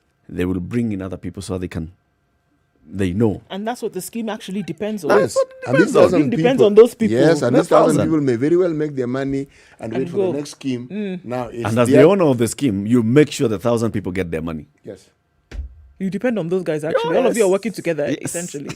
You're working together, and the rest of the people who come after that are actually collateral damage. But an equivalent scheme that for the longest time has actually befuddled and confused and duped Kenyans are land buying companies and what they offer. Yes. Because you were told, there's this SACCO, we are buying land, there's the other. There are many, many, many, many people who have gone into it. You're told you just pay this deposit, then this will happen. 20 years down the line, you still haven't got your title. And the only time you realize that you're never going to get it is when you find that piece of land that was supposed to have been subdivided, you find some other construction coming up on it, and you wonder, goodness gracious me. What happened here? Yes. Or you suddenly find the officials who were aligned to that particular scheme, suddenly one has died, the other one has done what? In short, they cease to exist. And there are people who actually make it a business. It is something that they do continuously. Yes. Yes. They move on from this one to the next one. Yes. They just re-engineer, they reinvent, they come up with new names, they come up with new ways of doing things. So there'll be buy plot. There'll be another one, buy serviced plot. There'll be another one, buy houses off plan. Now they've even advanced to invest in this greenhouse farming. Why? But the thing is, I'm looking beyond this and I'm saying, are people, and what is it?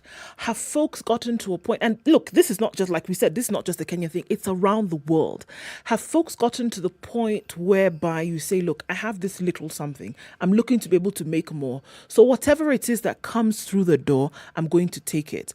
Or has been making a living become so difficult that you're looking for an easier route, a faster route to be able to get something in pocket? Because you will find that Ponzi schemes where people have been affected, you will find in some cases the same people have lost. Somebody will tell you, I lost in this one, I lost in this one, I lost in this one. So has it become habitual? And those who actually have gotten into it and started have thought to themselves, let me try this and make more, because the situation having to eke out a living has become so difficult that I can go and get the closest thing because I am so desperate. There seem to be underlying factors here that push people to go to these quick money things that could essentially be scams, or say, I know it's a scam, but I can get something really quickly if I dive in early. Either way you want to look at it, it's a bit of a terrible situation where people are going that direction to be able to get something. You know what? Maybe it's not a thing of getting rich quick. It's looking for investment options. Is it really? Yeah. The government will come and tell you, give me money, and in 30 days, I'm going to give you money, some profit. And they call it a T-bill. It'll tell you, give me money, and in 90 days, I'm going to give you. But then you can come after 30 days and find the government still there. Yeah, is that a get rich? The government is still there. It's okay. That's which government. Is okay. When companies come up with bonds and they issue these bonds, the other day we were doing a story of a company that came and asked Kenyans to invest, a South African company, and now Kenyans are wondering, so where did our money go? It's the same. It's not necessarily because you're thinking, I'm going to make money quickly. It's just because you're thinking, I'm going to make money. The quickly bit of it is secondary. It's, I am going to make money. This is an investment. It looks like a good investment. I can make money out of it. But remember, the thinking behind it, people who actually come up with these schemes, it's based on successes in this particular field. Yes. When you talk of land buying company, there are many people who bought land, built houses, got their titles, and they exist. Yes. In fact, the vast majority of land deals are actually honest deals. But those who want to prey on people's gullibility will know that land is something that people appreciate and they like. And so they'll come up with a scheme. But the vast majority of people, actually, it's a business and they actually do sell land. Okay? Now, you think of it, how many prosperity gospel preachers? Yes, exactly. How many of them have also been known to preach a gospel which essentially is based on the same thing as a Ponzi scheme? Meaning, if you give, you will receive. You will receive. And they tell you, you see, minimum return is 10 times, because that's biblical. Yes. But it can go even up to 100. Yes. Okay? But if you give. So if you want to be blessed, the little that you give so that doors can be open. And they use all sorts of attractive language. If you are being pummeled by all this information, whether it is from a religious perspective, whether it is from people you know, and in things that you consider interesting. Now, you tell me, how easy is it to be taken in? It is not difficult. It's not difficult. And I think for very many people, it's not that thought of, I want to get my money quick. It's because I'm looking at it and thinking, I want to make money. So I have some money here. I want my money to grow. Yeah, Yes. I want my money to grow. Yeah. So I'm looking for a way in which my money can grow. This one, it appears people have gone, they've bought these pieces of land, and I know. I participated in another one as a land speculator, bought and sold and made some money. But the thing is, So when here I am, people go I'm and coming, borrow, I'm borrowing. Yes. So the thing is, even if money that you didn't have, you're seeing that an opportunity for you to get something. So it's not even to grow it, because you grow what you have. So people who have gone to now borrow and seen an opportunity, it's about making money. It's not even about growing money. Yes, it's about getting something that you didn't have. It's about starting that seed. I'm going to borrow, I'll put it here, I'll be able to make, and then I'll return that money. Same thing, as you start a business, you borrow to start a business. But the with what unfortunate thing is intention? that it happens, the intention is that you're going to pay back the financial. the loan, sure. And then you'll be left with your capital and you'll be able now to grow. In the absence of success stories, these things would actually never not work. Yeah. Okay. And success stories isn't in that scheme, but in schemes that seem similar to it. Yeah. And your mind will connect all these things, then you'll feel, after all, it worked here. Yeah, it worked here. It looks pretty straightforward. And so and so. And believe me, the so and so who there's a actually got so-and-so. something exists. Yeah. In fact, they're the one who's recruiting you. Yes. The one for whom it worked is the one who recruits. Yeah, It's not that's the somebody one who's else. recruiting you, who's telling you, look, I put here, I made. And you trust them. So you're like, It's okay. your friend. It's your relative. It's your put. somebody. And they look genuine. You know them for many years, decades. There's no way this person is lying to you. So how can people stop getting hurt? I think is a question here. Yep. Because there are folks now who've lost money. There are people who've taken the little savings they had. We're looking at a COVID time where a lot of people didn't have money anyway and still somehow found it and said, okay, I had school fees, money kept aside, and let me do this and then I'll make some money so that I can have more to pay school fees. Didn't happen. Is not going to happen. Lost down the drain. What's the way out? What's the way And out? how to avoid such. 7:30, time for us to take a break. Remember, GenerationNextChallenge.com. GenerationNextChallenge.com allows you to log on to and register your child to the Kenya National Challenge. If your child is between the ages of kindergarten going up to 11th grade, if you register them, they'll be able to acquire deeper understanding of math, computer science, robotics, sharpening their computational skills and connecting math to real life. GenerationNextChallenge.com. Register your child today and see how then they participate in this challenge with other children from across the country, and they get a chance to participate in a global challenge as well. Good morning.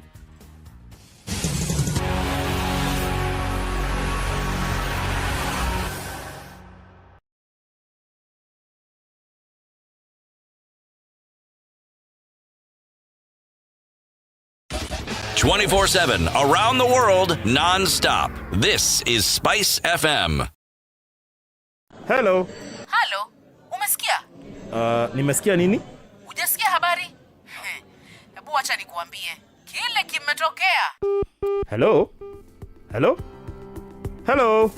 Don't wait for hearsay. Dial *550*1# to read the Standard e-paper from the convenience of your mobile phone for only 20 shillings from your telecom line, and stay up to date for a reliable source with over 100 years of experience with no additional data charges.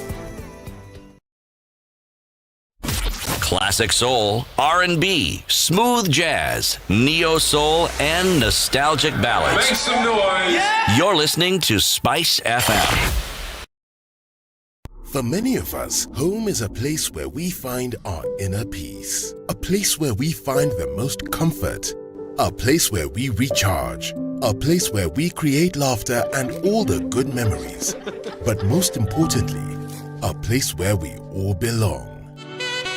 At KTN Home, we believe there is something for everyone. So catch all the comedy, telenovelas, Nollywood, music, sporting action, kids shows, documentaries, movies, dramas, and reality shows, all to make you and your family feel right at home. You can also stream live at www.standardmedia.co.ke/KTN Home/live on your favorite device.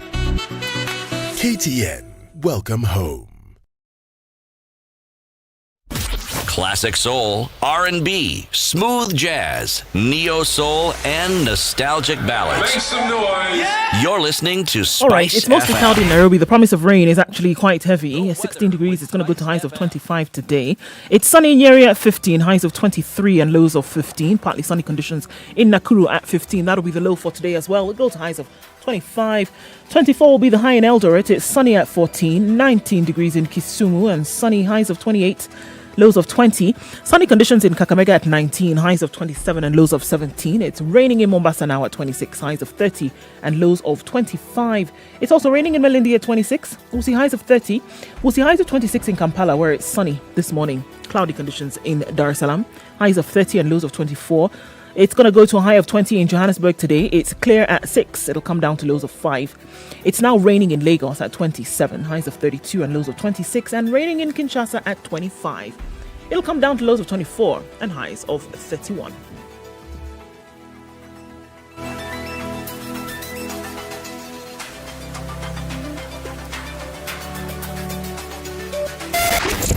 .9 Spice FM, Mombasa.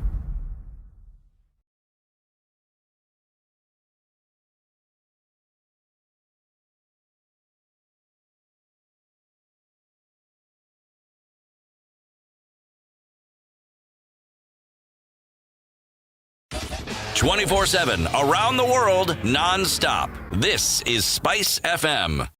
Hello. Halo, umesikia? Nimesikia nini? Hujasikia habari? Hebu acha nikuambie. Kile kimetokea. Hello? Hello? Hello? Don't wait for hearsay. Dial *550*1# to read the Standard e-paper from the convenience of your mobile phone for only 20 shillings from your telecom line, and stay up to date for a reliable source with over 100 years of It's Langata experience. Road today. It is not moving. Waiting they happen is the question this morning. Stand still. All the way from Galleria through all the way to the Timor roundabout is not moving. Don't know what's going on there. Who did the thing on Langata Road, please? It starts at Bomas of Kenya and moving very, very slowly. The question is now, which one do you use? There's no way out of this one. You just have to stick to that one. Mombasa Road outbound from Airtel, bumper to bumper. Inbound as well, bumper to bumper, all the way from Cabanas. I told you, people had not yet woken up. Now, then don't wake. And it'd be like, say, you know they go anywhere at all. Let's keep an eye on things, shall we? SpiceFM KE on Twitter. Let's talk there. Tell us if you get an alternate route. Service lanes, I hear said then they work well. Tell us how you can use those. SpiceFM KE. Text us as well on 40127.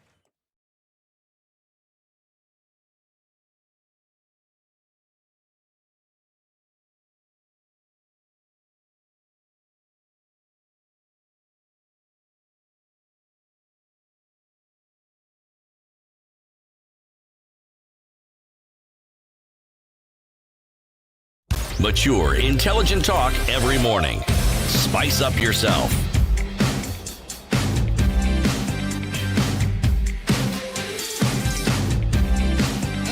Mornings done right. 23 minutes to 8 o'clock. The Spice conversation FM, continues. Nairobi. Join now the conversation 0719-012-600. That's 0719-012-600.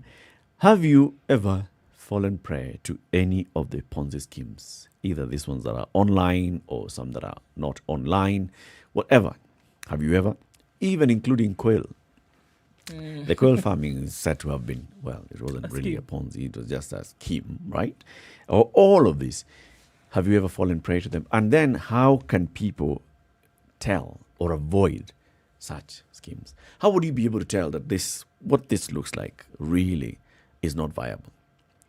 Even the very beginning, you can see, all right, so there's a new craze that people are moving into quail farming and eating quail eggs. And you walk into a supermarket and you see an entire aisle of quail eggs and you see how much those eggs are going for. So you can see it's already there in the formal market, not informal, not underground markets.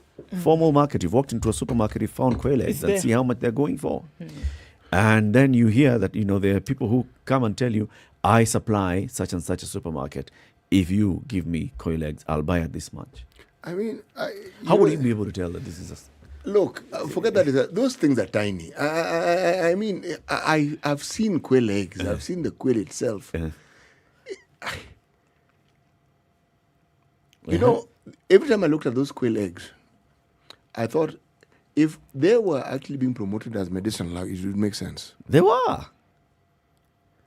Piga sita. Your skin, I don't know, does what? Unaanza kusikia, if you had issues with breathing, you stop having issues with breathing.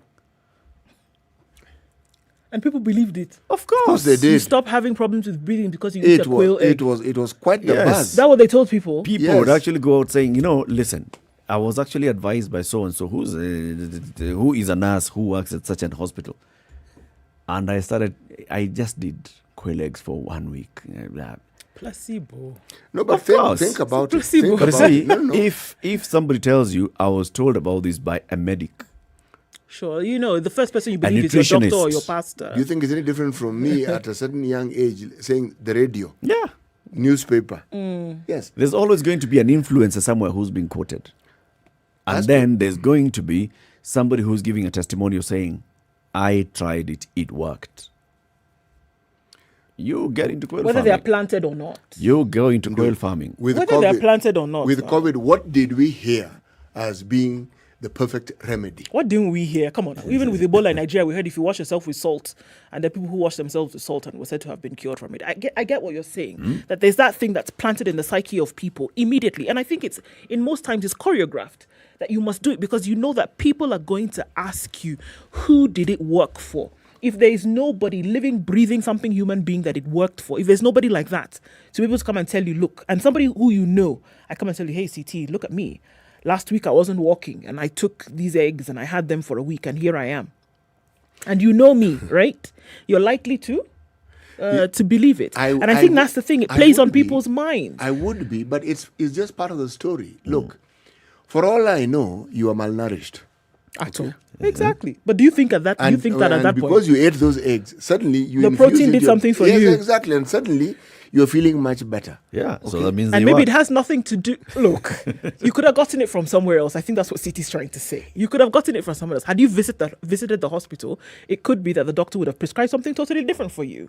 But it just seemed serendipitous here that, okay, as things were going along, I happened to run into these eggs and there I got better, right? Yes, these concoctions that fall under the broad category of what you call dawa. Yes. They do offer some relief. They do work. They do.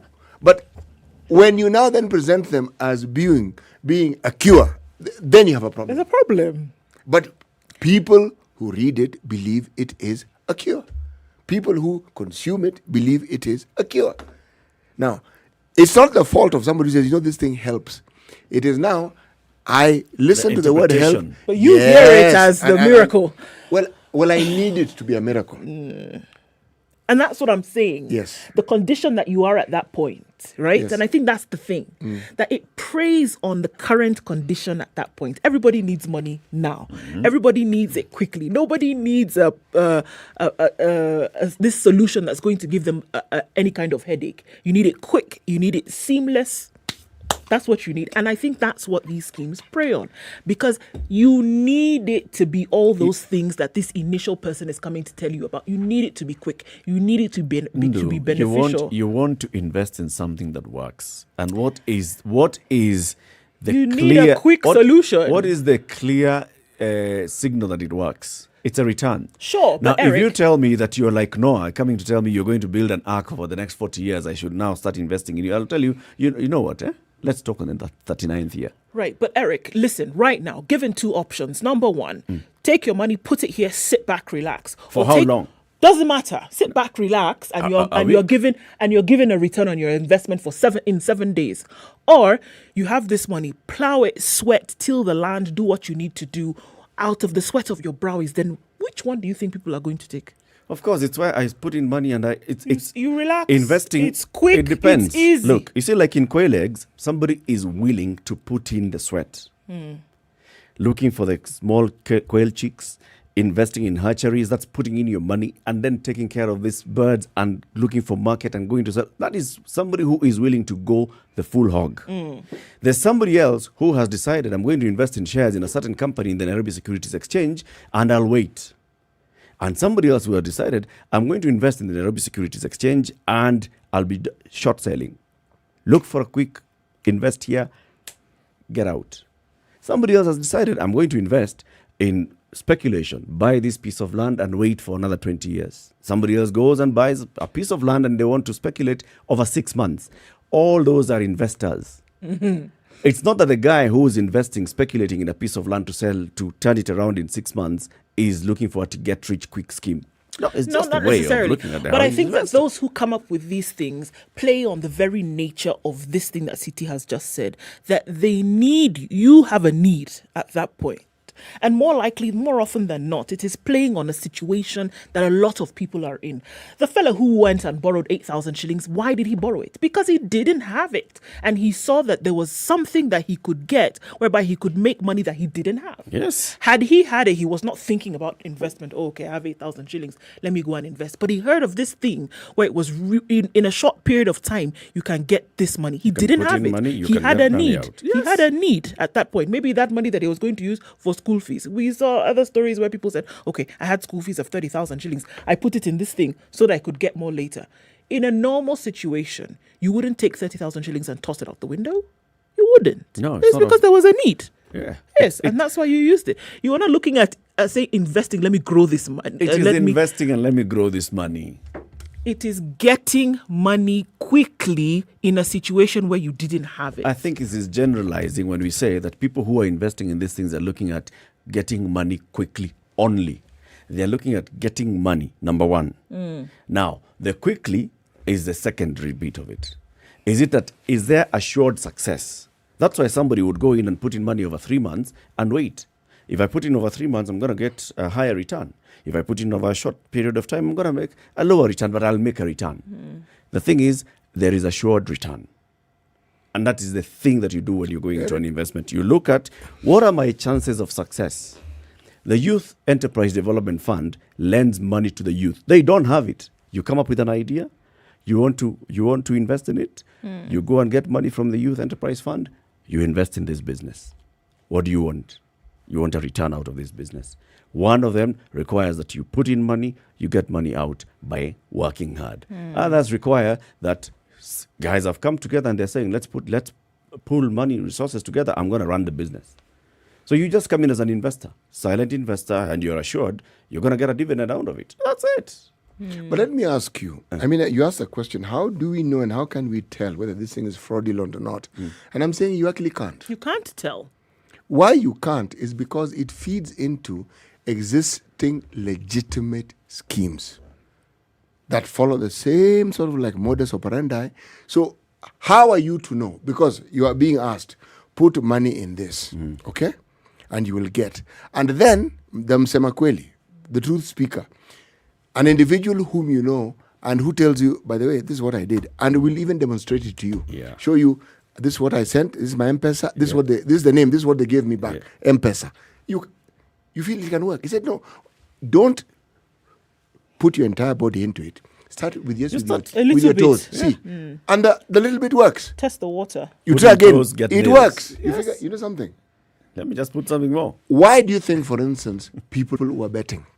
Because somebody tells you, I've actually made 500, 1,000 here. I've made money. So if you can make 1,000, why can't you make 2? If you can make 2, why can't you make 4? Yeah.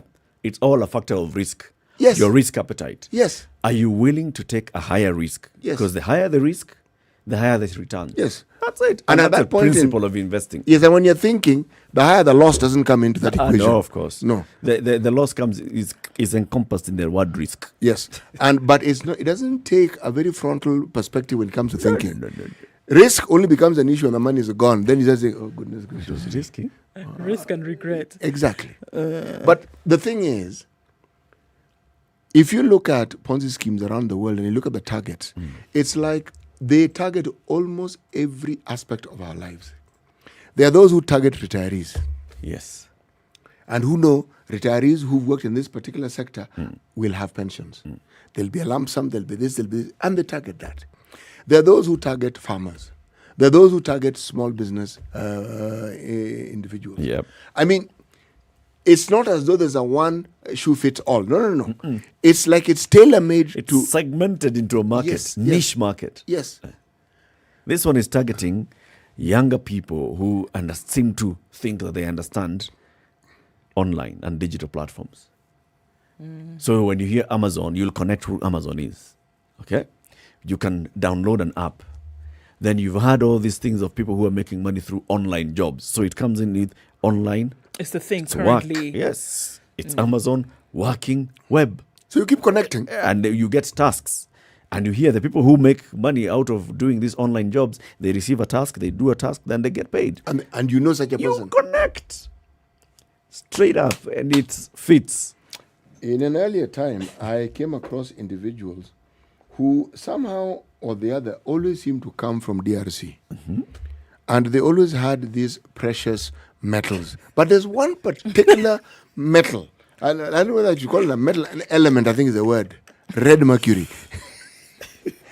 Now, this red mercury was supposed to be even more valuable than gold. What gold? Platinum. Or cobalt.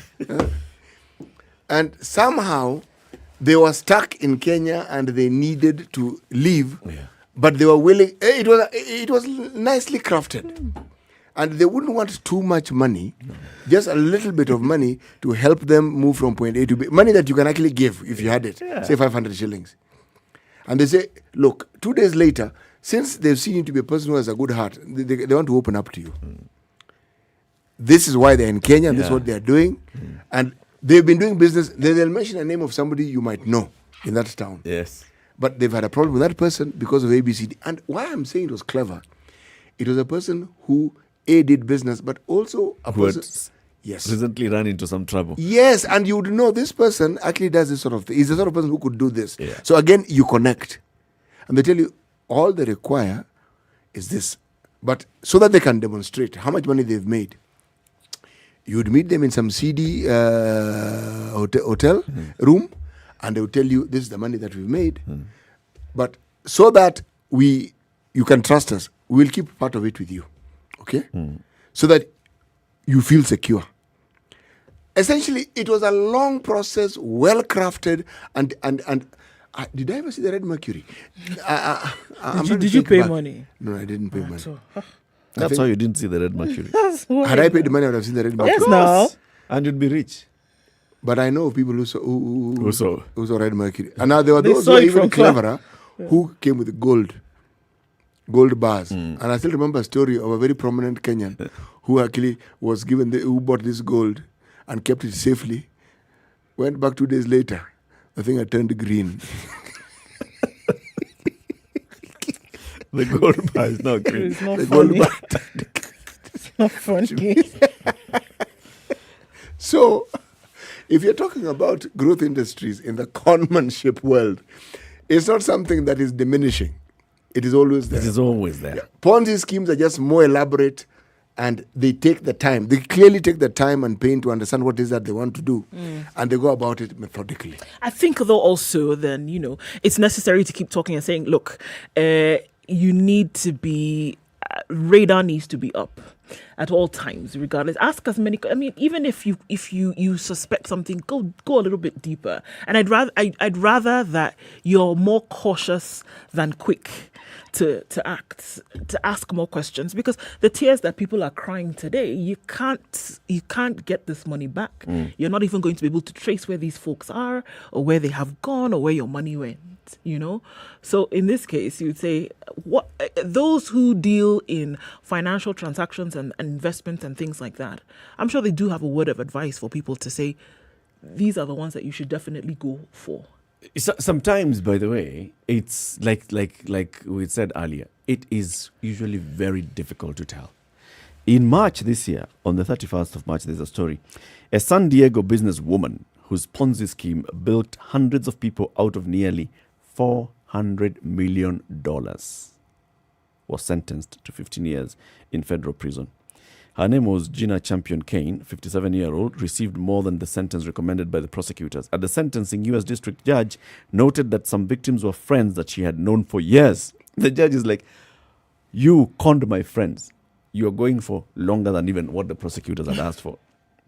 She was best known for her chain of now closed patio restaurants, but also had clothing and vacation rental businesses. The scheme involved Champion Kane getting people to invest in a business, American National Investments, that supposedly made high-interest loans to business seeking California liquor licenses. See, I have this particular investment business, put in money here. What we do is people who are now looking to invest in the liquor business in bars around the city, we lend money to them. And you will find people, there'll be success stories and testimonials and videos showing this particular pub that was actually opened with the help of this particular investment company. We went there, we borrowed, we got money, we were able to expand our business, we were able to pay back, and in fact, we now have applied for a second round of city. Like that. And they grew. And it grew. Yes. And she had a chain of others. Yes. I mean, this wasn't pie in the sky sort of like story. They actually, you saw the businesses, the entities existed. Yes. So how then can you tell that it's a Ponzi scheme? How can you tell that it's fraudulent? You cannot in any way, unless now you sit back and you're seriously experienced in looking at books and saying, let's open the books. Who does that? Let's see for sure. Who does that? Who even considers that? Who would do that? I mean, ask yourself a simple question. in all honesty, even if you are talking about regulators and people who look into such things and determine, how would you figure it out?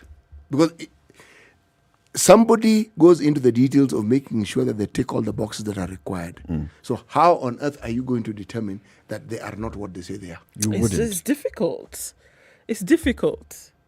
And again, it's playing on people's need for, extra money. There was the other one who was called the crypto queen, right? She started something called, getting into the crypto business.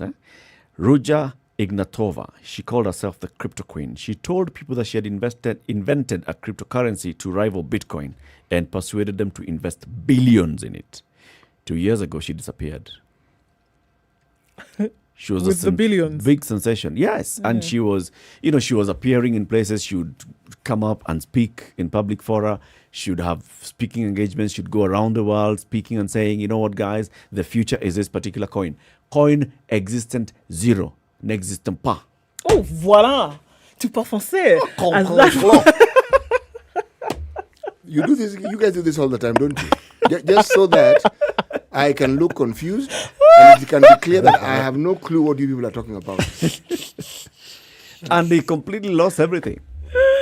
She went not just in one country. She was in the UK. She would get featured on the BBC. She would get featured on Forbes. She would be the crypto queen. She's an engineer. She has an entire credential of, this is who she is. This is what she studied. You log on online, you search her, you Google her, you'll find the entire... She didn't hide. She hid in plain sight with her eyes wide open. She did, but also look at one the day target. She was supposed to appear at a certain speaking engagement. She just didn't turn up. And think of it. This was somebody who was actually offering business to a certain clique of individuals. Yes, people who had the means. And then she did a disappearing act. Yep. You can never tell Ponzi scheme. It's difficult, but always you have to have your guard up. I think some of them are just too obvious.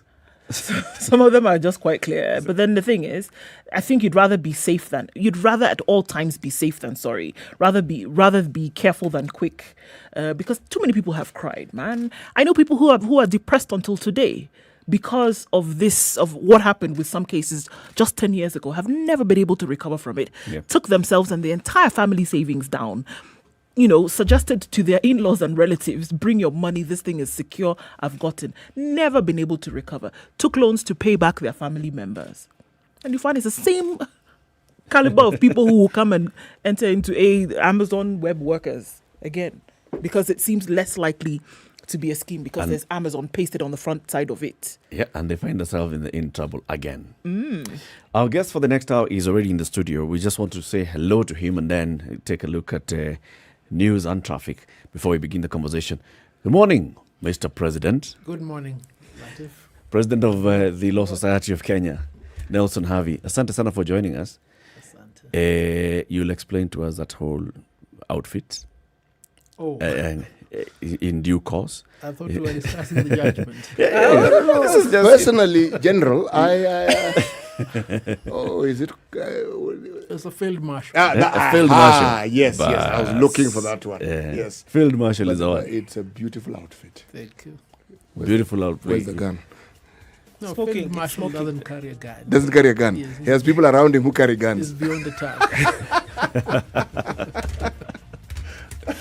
Kenya's biggest conversation continues into the next hour. We'll be looking at the BBI judgment by the 5-judge bench of the High Court, the Constitutional Division, last week, and what this portends. And then also, we hear that the proponents of the BBI will be going to court to seek appeal of that particular judgment. So we'll be speaking with the Law Society of Kenya president to understand this. Remember, LSK was one of those that had gone to court seeking various interpretations and judgment from the courts. This is Kenya's biggest conversation. Good morning. It's now 8 a.m. Time for the news.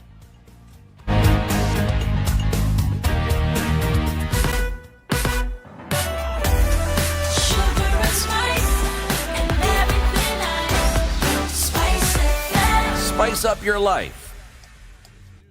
The latest news from around the world. 94.4 Spice FM.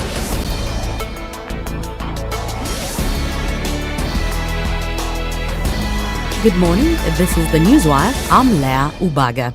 Kenyans stranded in India are appealing to the government to find a way of bringing them back home. They say that they are facing starvation and lack money for rent as they've exhausted their finances. This comes after the government suspended flights to and from India last month. I was living with a friend, but I was forced to look for my own apartment because the landlord was giving permission. 2 bodies have been retrieved from Thika River. Witnesses say the 2 men were on a fishing spree after they were arrested for selling illegal liquor. Residents say one body was retrieved with handcuffs and the other with handcuff marks. However, police say the 2 men ran away while trying to escape their arrest. Walishikwa bure wakiteka samaki na wakarushwa kwa maji na hakuna exhibit ambayo inaonekana walikuwa na hatia ya kuwekwa hata hizo pingu. Hata saa hii tunalilia tukitafuta ukweli utaonekana wapi, kwa sababu wenye walikuwa wanasema wana pingu, hata picha zilipigwa alikuwa na pingu. So tunataka kujua kuliendaje wakati wa kutoka hapo kwa maji kutolewa nje, pingu zilienda wapi? Wajir Governor Mohamed Abdi will today know the fate of his political future. The Senate committee that was hearing all sides in the case is this afternoon expected to present its report to Parliament. Governor Abdi is facing a number of corruption charges, with MCAs accusing him of associating his family with tenders awarded by the county government, as well as other projects that haven't been implemented despite millions of shillings being allocated towards them. A new campaign backed by the United Nations seeks to reduce the official speed limit in urban areas to 30 kilometers per hour. In Kenya and most countries, the speed limit in urban places is 50 kilometers per hour, but only reduces to 30 kilometers per hour near schools. The campaign comes at the start of the 6th UN Global Road Safety Week, which starts tomorrow. The new Green Park PSV terminus in Nairobi will have a blood collection center as one of its amenities. The Nairobi Metropolitan Service aims to meet the required 50,000 units of blood for rising medical needs in the city. This comes after NMS, in partnership with Life Bank and Kenya National Blood Transfusion Services, launched Nairobi's Fast Smart Blood Bank. And in sports, the unavailability of Kasarani and Nyayo stadiums is giving FKF Premier League bosses sleepless nights. Initially, FKF had earmarked the 2 largest sporting facilities in the country as venues for the league, which resumed on Friday last week after almost a 7-week break. Kenya Sports Director General Pius Meto, however, says Kasarani Stadium will be inaccessible for at least 4 months as it's being used as a double camp for Team Kenya preparing for the Tokyo Olympic Games. That's the Newswire. I'm Leah Ubaga.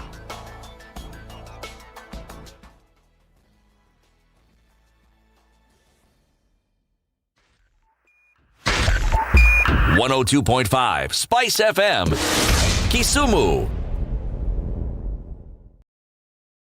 Okay, still looking at what's going on Langata Road this morning. Traffic all the way from Galleria and not moving. Folks have been on the same spot for about 10 to 15 minutes so far.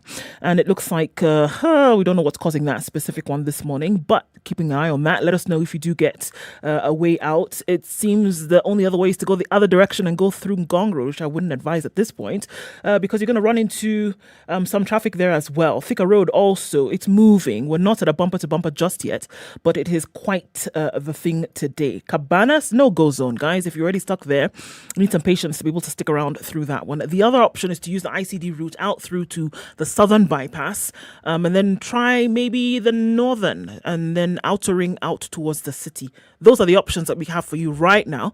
Let us know if there's something else that you come into contact with. Let us know. SpiceFM on Twitter. The service lanes on Thika Road also behaving very well. Wangari Maathai Road also providing a good exit into the city.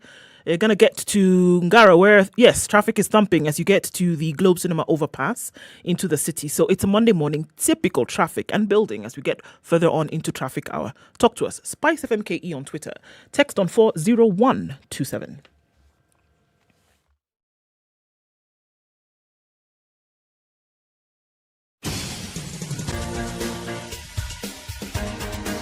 This is The Situation Room, the home of hard-hitting political commentary and penetrating insights about the state of the nation. This is a talk radio experience like no other. The Situation Room, a place for hard truths, debates, and elevated conversations. The Situation Room, witty, political, engaging, deep, controversial. In the room, we have C.T. Muga, researcher, academic, seasoned political observer, a fountain of wisdom in these politically uncertain times. Ndu Oko, Nigerian by birth, Kenyan by choice, communications expert, Pan-Africanist, a truth seeker and believer in people power, and Eric Latif, agent provocateur, the man in the chair, seasoned journalist, news hound, a man who believes in punching up, not down. This is the Situation Room. 5 minutes after the 8, only Kenya's way biggest to start conversation your gets day. into the third hour. Thank you very much for tuning in this morning. Lovely Monday, the 17th day of May 2021. We are live on SpiceFM. We are live around the globe on SpiceFM KE, YouTube, Facebook, Twitter, and www.spicefm.co.ke. We are also now live on KTN Home for the next 1 hour. Our guest in the studio this morning is the President of the Law Society of Kenya, Nelson Havi. Once again, welcome, Mr. President. Thank you, Eric. So, we said you needed to tell us, now that we can see your outfit. It looks very beautiful, jungle green, with some insignia emblem. What's this all about? Well, several advocates in the history of mankind have brought change in the world. There are about three that are outstanding. One is Vladimir Ilyich, famously known as Lenin. The other one is Fidel Castro. The other one is Nelson Mandela. I always believe if there were many Fidel Castros, the world will be a better place. I always ascribe to his ideals. Really? This is what Fidel Castro donned for about 45 years that he was in office as the president of Cuba. It's an indicator of change that is development best. It is an assertion as opposed to a revolution, because the right to good governance, democratic rule, is a right that belongs to people as a matter of course. It inheres in them. And often in nascent democracies, you don't find this. Kenya happens to be one of the biggest victims of that. Over the last few years, I've tried my level best to assert that right of the Kenyan people in my individual capacity or as president of the Law Society of Kenya. That is why I don this attire. Nice. Well, this the 60s, 70s, or early 80s, people would have looked at you and said, this is a communist. There is nothing wrong in being a communist, because even the capitalists have proved that it's not a system that is transparent and conducive to development. Right. So let's begin the hour with the day's proverb from C.T. Muga, and then we delve into the conversation. If you close your eyes, then you will learn through accidents. If you close your eyes, then you will learn through accident. Applicable in very many ways, right? It's applicable in very many ways in life and very many situations and instances. So Nelson, 5 judges of the Constitutional Court delivered their judgment last week, and it is still reverberating across the globe. First, the LSK was party to this consolidated petition to the court. What was the LSK's specific request? Well, let me make some clarification. The Law Society of Kenya was not a party to the petition. Okay. I happen to have been instructed by 4 spirited civil rights activists, if you may call them, an acronym that has come to describe anybody who seeks to do just, led by Dr. David D. But that notwithstanding, the Law Society of Kenya, as you are very well aware, submitted a very elaborate memorandum to Parliament on the same issue. I appeared in Parliament together with several of my colleagues from the Council of the Law Society to espouse the claim that the BBI bill was not based upon sound principles of constitutionalism, and it was not intended to better the governance in Kenya. But back to the consolidated petitions, the same arguments that were put before Parliament are the same arguments that were placed before the 5 judges.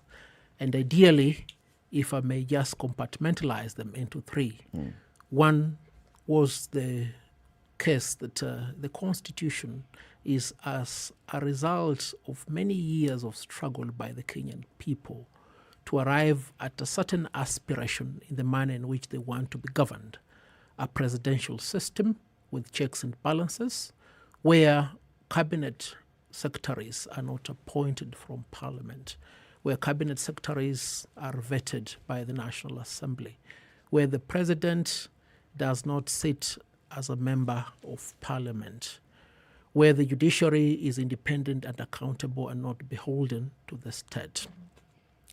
The other aspect of it that was mounted onto the primary argument was this, that there are two aspects towards a constitutional change.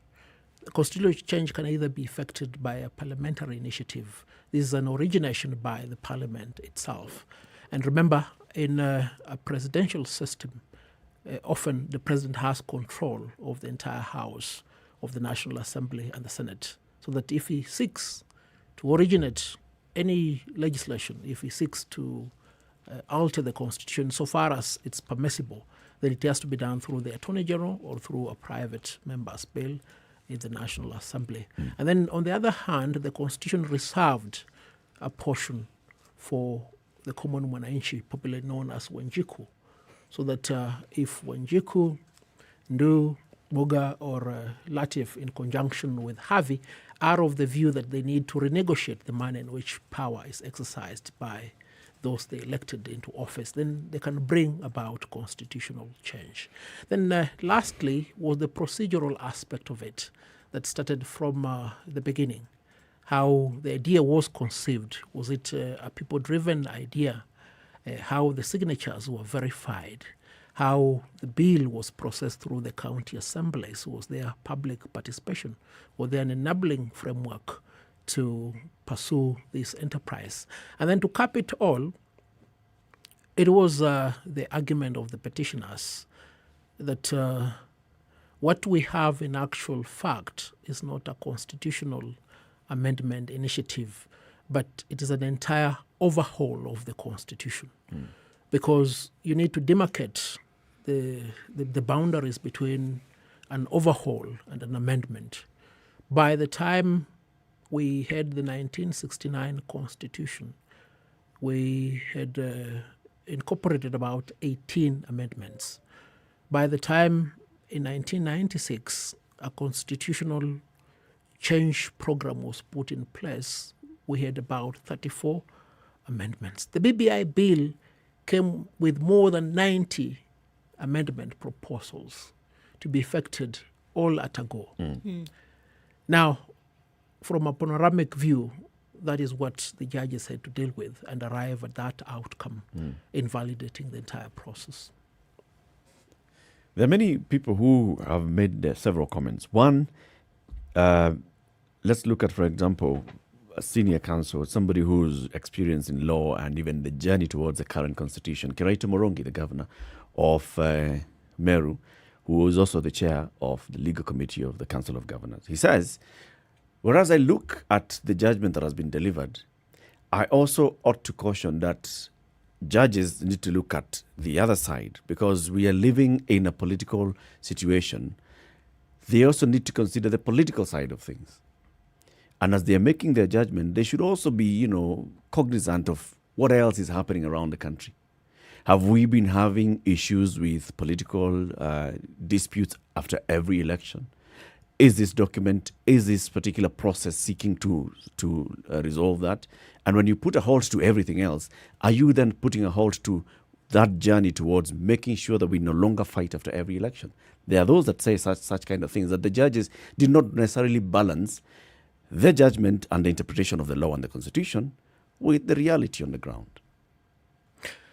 Well, there is a false construct that has permeated the minds of modern-day Kenyan politicians. They tend to proceed from the premise that laws are suggestions, they are suppositions. They fail to understand that a constitution is a legal framework upon which the affairs of man are determined, albeit in the political environment. And it is something that is of great concern because, and I've said this in a different setting, that the problem we have in Kenya is not the chair, but it's of the chairmen and the chairwomen. Whenever they sit on a chair of leadership, they fail to understand that they are there for a temporary period to serve in trust for the people of Kenya. And it explains why they will always come with lamentations of the kind that you've just enumerated, where they say that the judges ought to have considered the political environment. And as we discuss this, there is another aspect of that argument which they will term as public interest. What is the public interest? As Eric has pointed out, we need to have a peaceful election, a transition that is conducive to ensure sustainability of rule of law and democracy.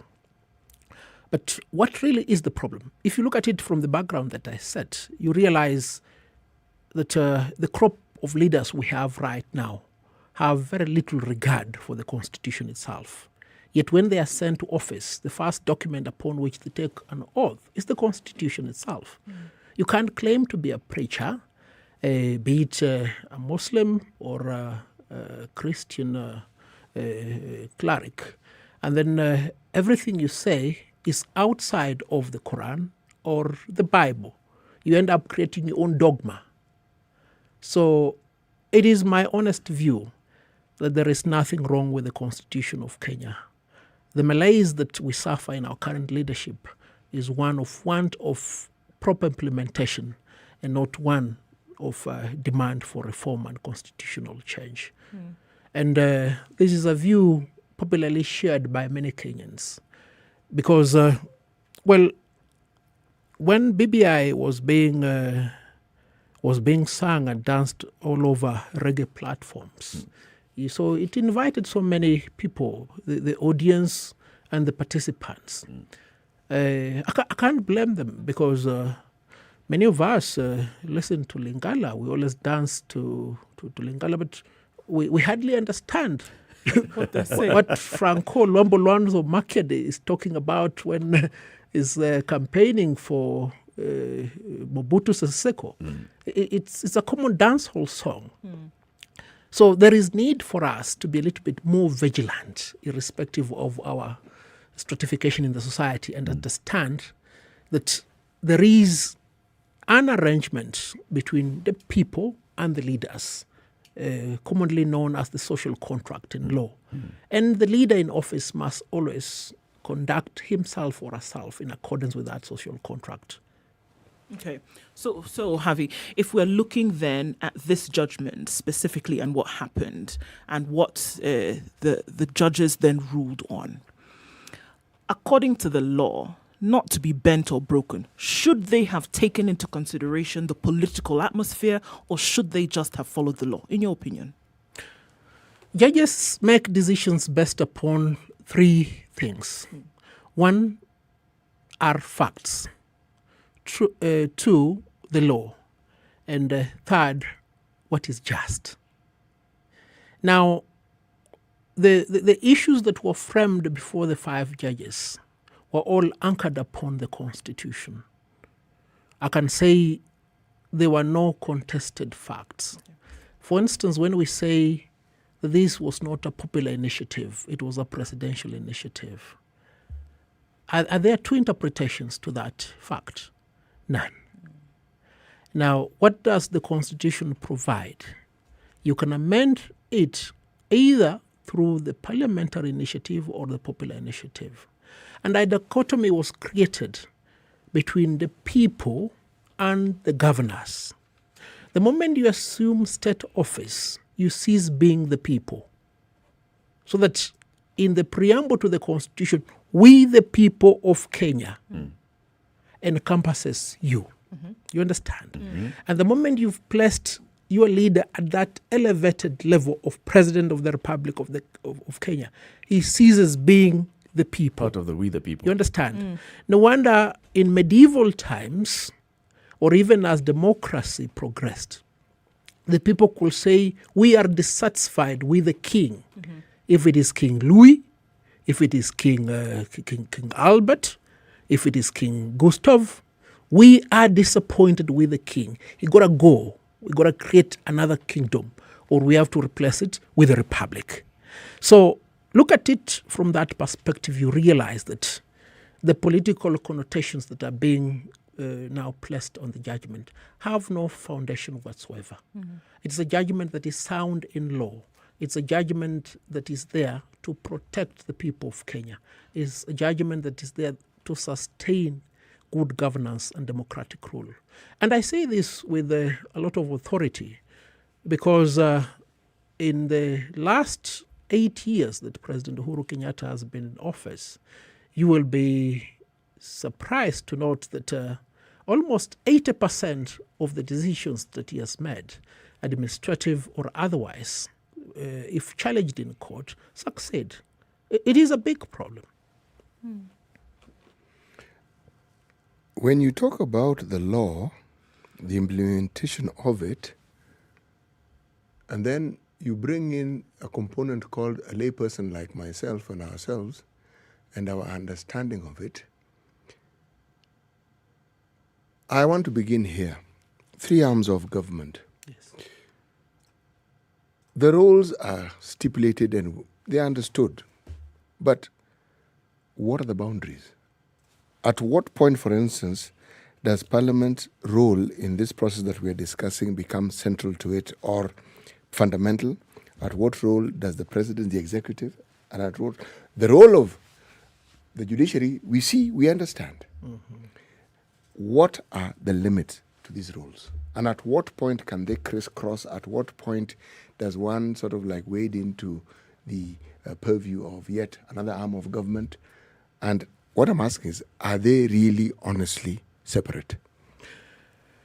Good question, Muga. The 3 arms of government, they are intended to be independent but interdependent. They exercise well set out functions. But let's us look at the function that is core to this judgment. That is legislation and constitutional amendment. Now, Parliament is given the primary function of originating law-making processes. And then it deliberates what is supposed to be formulated into law. People participate in 2 ways. One, through the elected representatives, and another one is through what we call public participation, which has been brought about by the Constitution. So that if you elected me into the National Assembly, you still have the right to come to the National Assembly and present a memorandum. And then when the laws have reached the penultimate stage of deliberation in Parliament, then they have to be made into a document that is capable of enforcement. In law, we call it enactment. So that Parliament will have passed the bill, but it requires the sanction of the President by way of assent to constitute it into law. And then the executive, through which the President acts, implements those laws. On the other hand, the judiciary arbitrates on any dispute arising between the state and the people, or between the people and or amongst the people. Now, what are the boundaries? The boundaries are as good as this. You see, I may walk with my arms like this, but I should ensure that they don't hit your ear. Often, the strongest of the 3 arms of government is the executive, because the executive has the purse and it has the gun. It facilitates and then it coerces. You understand? Now, the legislature may come next. The judiciary is traditionally seen as the 3rd arm of government. And it's for that reason that people who do not respect the rule of law will tend to relegate the judiciary as being the lowest arm of government. But fundamentally, the judiciary, in my view, plays a pivotal role in ensuring that the other 2 arms of government act within the parameters they are given by the Constitution and the law. And even the judiciary itself is still accountable in the manner set out in the Constitution. But one thing that we must understand, even in the most developed democracies, leaders at the echelon of power will always find the law as an inconvenience. Richard Nixon, a Republican and a very prominent lawyer who rose to the leadership of the United States of America, once quipped, "I thought the president was above the law." So if you look at it from that perspective, Muga, it's not just a conundrum that prevails in the mind of the layman. You rightfully posed the dissatisfaction by Governor Kraitu Murungi, a distinguished lawyer, Harvard Law graduate, who stood firm in the quest for the second liberation. Let's go to a country like Malawi, a professor of law like Mutharika, who still finds the constitution and the law as an inconvenience. You understand? But these are the checks and balances. If they are sustained, then democracy will prevail. So there's the possibility of all the three arms, or one of them, overreaching. But with the accountability mechanism put in place, you're able to see. So that if somebody was to state right now that the judiciary has overreached, then we'll tell them, let's look at the yardstick. To what extent did they overreach? Yeah. Let's take a break at this point. 26 minutes after 8, having a conversation with the Law Society of Kenya President Nelson Harvey, who's in the studio with us, understanding and unpacking the judgment by the 5 judges of the Constitutional Court last week. We have heard from the proponents of the BBI that they will be appealing that particular judgment. So that's what we're looking at shortly. jobs.standardmedia.co.ke. As we take this break, have you visited that portal? jobs.standardmedia.co.ke. Several jobs that have been advertised there by various companies and organizations. Just log on there. You'll be able to subscribe for job alerts. Whenever a job that's relevant to you, it's advertised across the country, you receive an SMS or an email telling you about it. Some of the jobs this morning: Chief Human Resource Management Officer, Nakuru County Public Service Board, Human Resources Manager by the same board, Information Communication Technology Officer 2 by the same Nakuru County Public Service Board. Also, administrative officers for the United Nations Environment Programme. The county government of Busia is looking for medical laboratory officer. All those are many other jobs on jobs.standardmedia.co.ke. Some people asking us about our frequencies.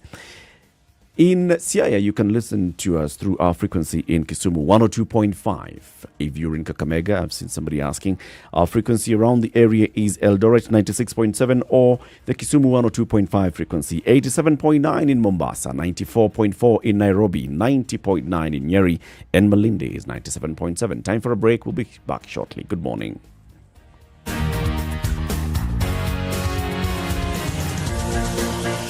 This is the Situation Room, the only way to start your day. Spice up your life. 24/7, around the world, non-stop. This is SpiceFM.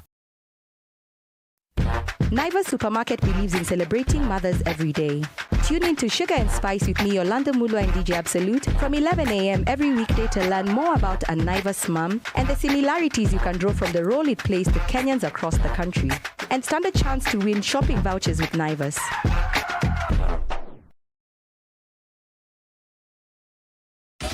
"24/7, around the world, non-stop. This is SpiceFM. We've been all through it, you know.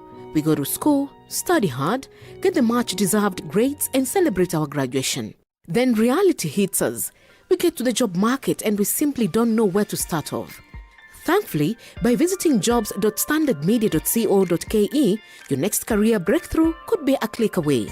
Get the best in career advice, employment opportunities, internships, part-time jobs, CV writing, and interview coaching.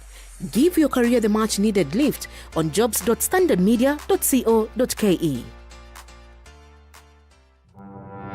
There's so many people peddling what is false and that it bears remarkable resemblance to what is true. Politicians have their agenda, and their agenda is to use every opportunity to sell that agenda and to loot this nation. I have seen major strides that are done in this country when we talk to each other as against talking at each other. We start getting back into the tribal cocoons which were put to us by the colonial powers. You know, they gave us physical freedom but not mental freedom. We're still mentally colonized today into these cocoons of tribe. Now, if you live in an area where it's difficult to find a dog, He's a goat.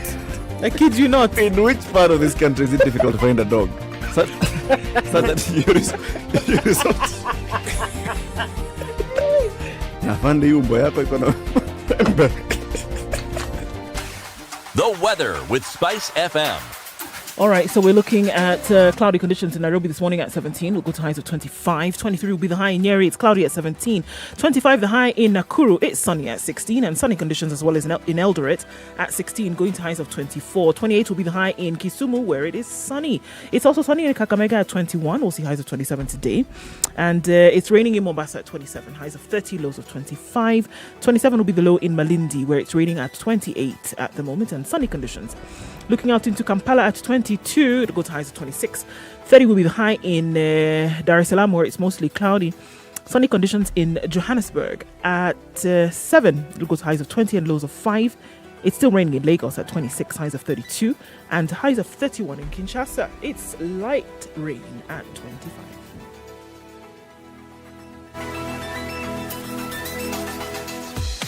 Welcome to Spice FM, the best exclusive radio station bringing you the best mix of the best music ever.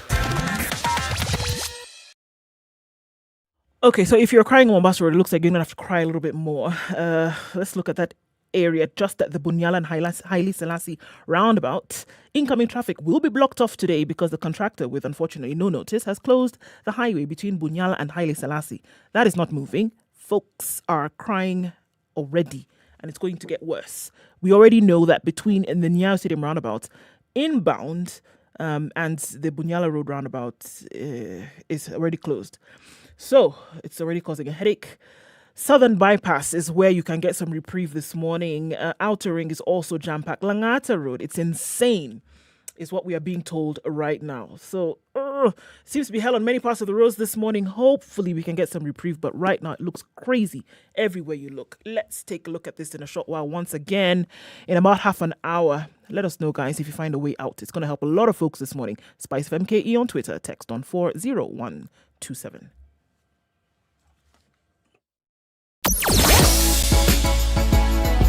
Sugar and spice and everything nice.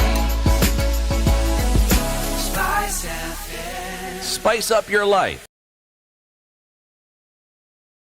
Mature, intelligent talk every morning. Spice up yourself.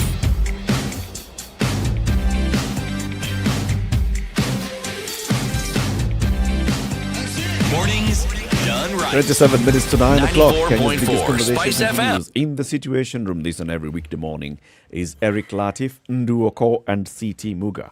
Our guest this morning is the President of the Law Society of Kenya, Nelson Havi, looking at the judgment of the Constitutional Court and what is expected then in terms of appeal and the grounds for appeal. As we get moving with the conversation, Nelson, looking at what the proponents of the constitutional change have said that they want to argue when they go back to court is, first of all, a number of them, the issues that they're raising is on the interpretation of popular initiative, on whether popular initiative is by initiating or by decision-making.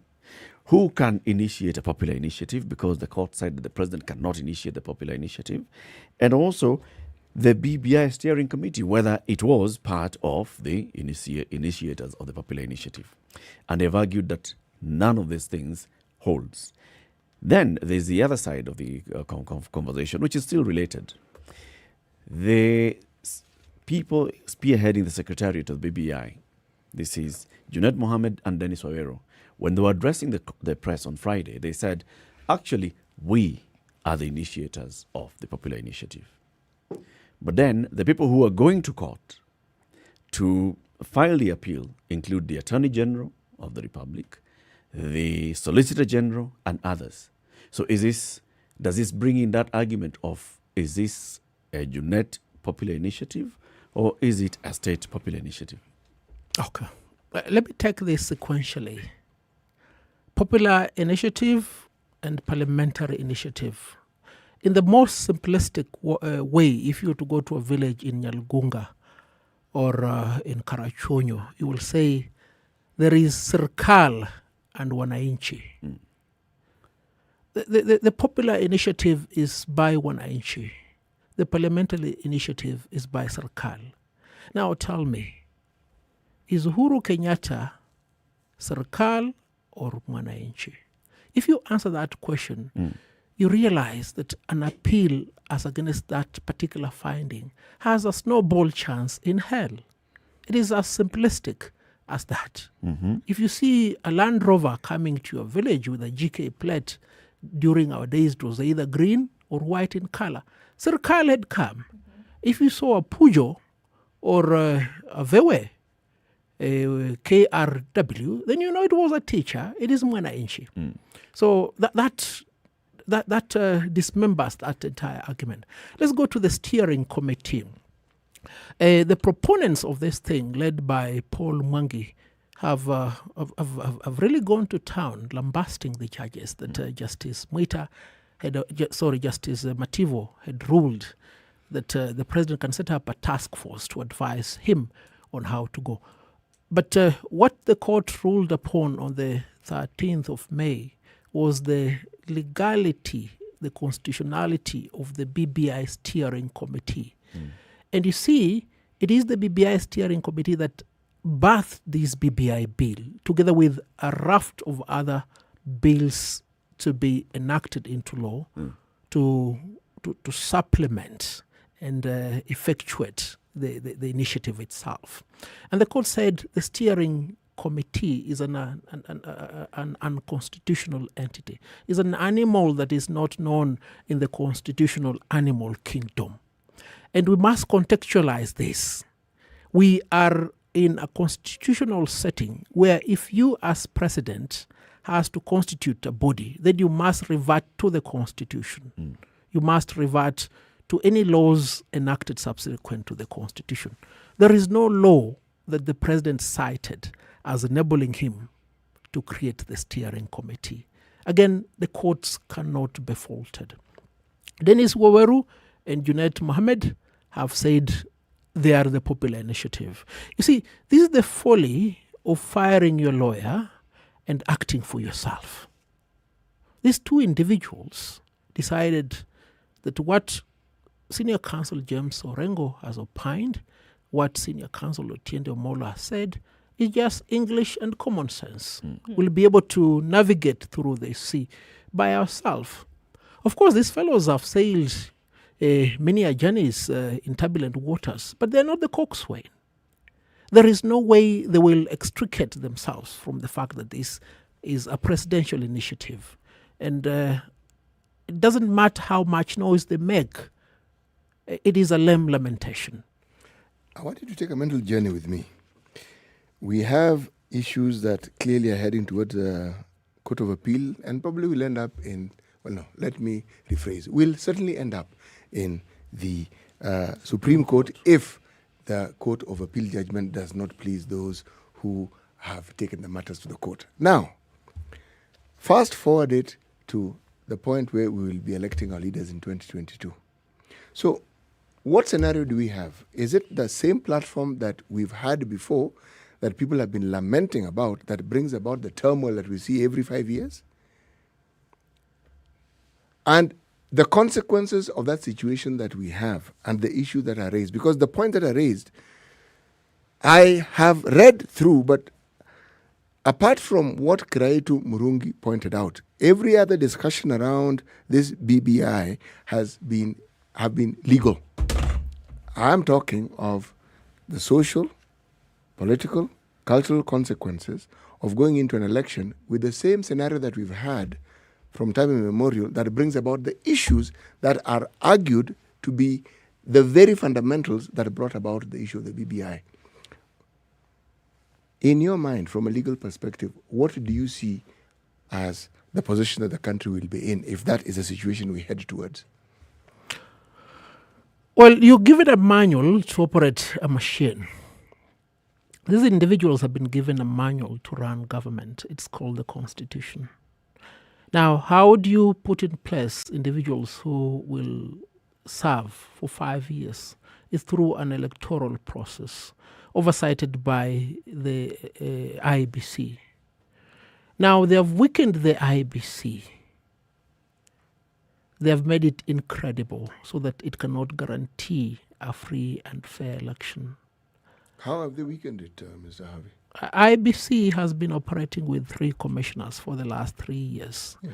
The court ruled on the 13th of May that much as the Constitution gives you a maximum of 9 and a minimum of 3, Yes. there are enabling statutes within which individual commissions operate. Parliament enacted a law that says the quorum for the IBC shall be 5. But look at it from a very objective point of view, Juduong. 3 commissioners. 3 to oversight a very serious enterprise of this kind. What if one of them falls sick? God forbid, what if one of them dies? You see how perilous that setting is. And this has been sustained by the refusal of or failure by the president to declare vacancies when necessary. But what would be the silent reason as to why that wouldn't be done? Because it is clear that it is a necessity. Yes. Why not have it done then? What would be your reasoning behind a president not declaring those positions vacant and saying we actually need this to have things running? It's to weaken and make it vulnerable. You see, to what end? I mean, tie one of your hands behind, or let it be tied by somebody. Let's engage into battle. Mm-hmm. I'm incapacitated. I don't have full potential. You understand? I'm most prone to an armistice. I'm likely to do that which you may propose either by coercion or by seduction. And that is what is the problem. And then, Muga, you raised a question. Yes. Will we be in the same scenario in 2022? Look at what BBI intended to bring about. It intended to give us a prime minister, 2 deputy prime ministers, and a cabinet domiciled in the National Assembly. Haven't we heard that before? Yes, we have. In fact, it was the compromise in February 2008. Yes. Was it sustainable? How much does it wear down on the wage bill of the common mwananchi? You're creating job opportunities to be shared at the peak of leadership. That is not what the people of Kenya intended when they put in place this constitution. And you may want to look at one self-detonating clause of the constitution, for instance, the one on dissolution. If you don't do it, then you cease to exist until such a time as you do it. You understand? Let me speak to my villager in Lekuyane. This tell that the monkey was invited to a feast. So it was told, fine, go and wash your hands. It went and washed the hands by the river, then used the hands to walk back. Yeah, then go back and wash. You understand? So until the monkey learns to walk on the rear limb, it will not participate in the feast. So these monkeys that are at the helm of our leadership must realize that the feast has certain rules upon which they must ascribe. Okay. And they should not threaten the people of Kenya, because unlike any other constitution in the world, power at the 3 levels of government is people anchored. You're assuming that the people of Kenya feel threatened. The people of Kenya, I think I may agree with you, do not feel threatened. Often they are impervious to pain and they want to persevere for a while. But they will reach their breaking point. There will be they'll reach their breaking point. The politician is a very litmus-sensitive individual. Yes. And they take the cue from the people usually. It may appear like they don't, but they actually do. If they perceive, even in the slightest, that what they are doing may not necessarily be acceptable. The song and dance that you mentioned with reference to the BBI, what was all that about? To get people to sort of like acquiesce, to sort of like say, okay. Yeah. If they didn't consider the general public if they didn't consider them relevant at all, they would not bother with all that song and dance. No, they consider the people gullible. Perhaps they have misinterpreted what Emperor Napoleon Bonaparte said. He said this. The people can make you emperor. The people can also make you prisoner. And you see, whilst they have made you emperor, you want them to continue sustaining you in office. You fail to realize that they can make you prisoner. In making you emperor, they've actually made you prisoner. Absolutely. This is really it. It's two sides of the same coin. It's not two separate coins. Exactly. Let me tell you where I'm going with my train of thought. Yes. In this discussion, we are not talking about another arm of government. That's the parliament. From what I have read, there was a little issue of a framework within which we can actually hold a referendum. And that, I believe, that particular task is a specific purview for Parliament. Yes. Not the executive, not the judiciary.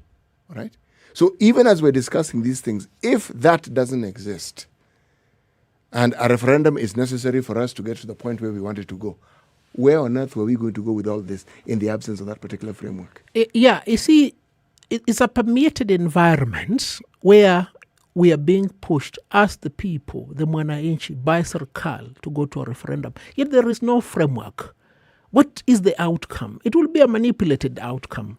And I do not think this is negligence or recklessness. It is premeditated. Okay, so Nelson, I have to ask you then, because those are the questions that are rising right now, that the judgment and the way that it came out, over 20 factors or elements that came through, that it would seem as though you walked in blind. You walked into a process not knowing that there was no framework, no legal framework upon which now you are acting. Is it possible that you had so many people, and an attorney general who was asked several times and who made public statements about this BBI being sound, being solid, about this bill being solid?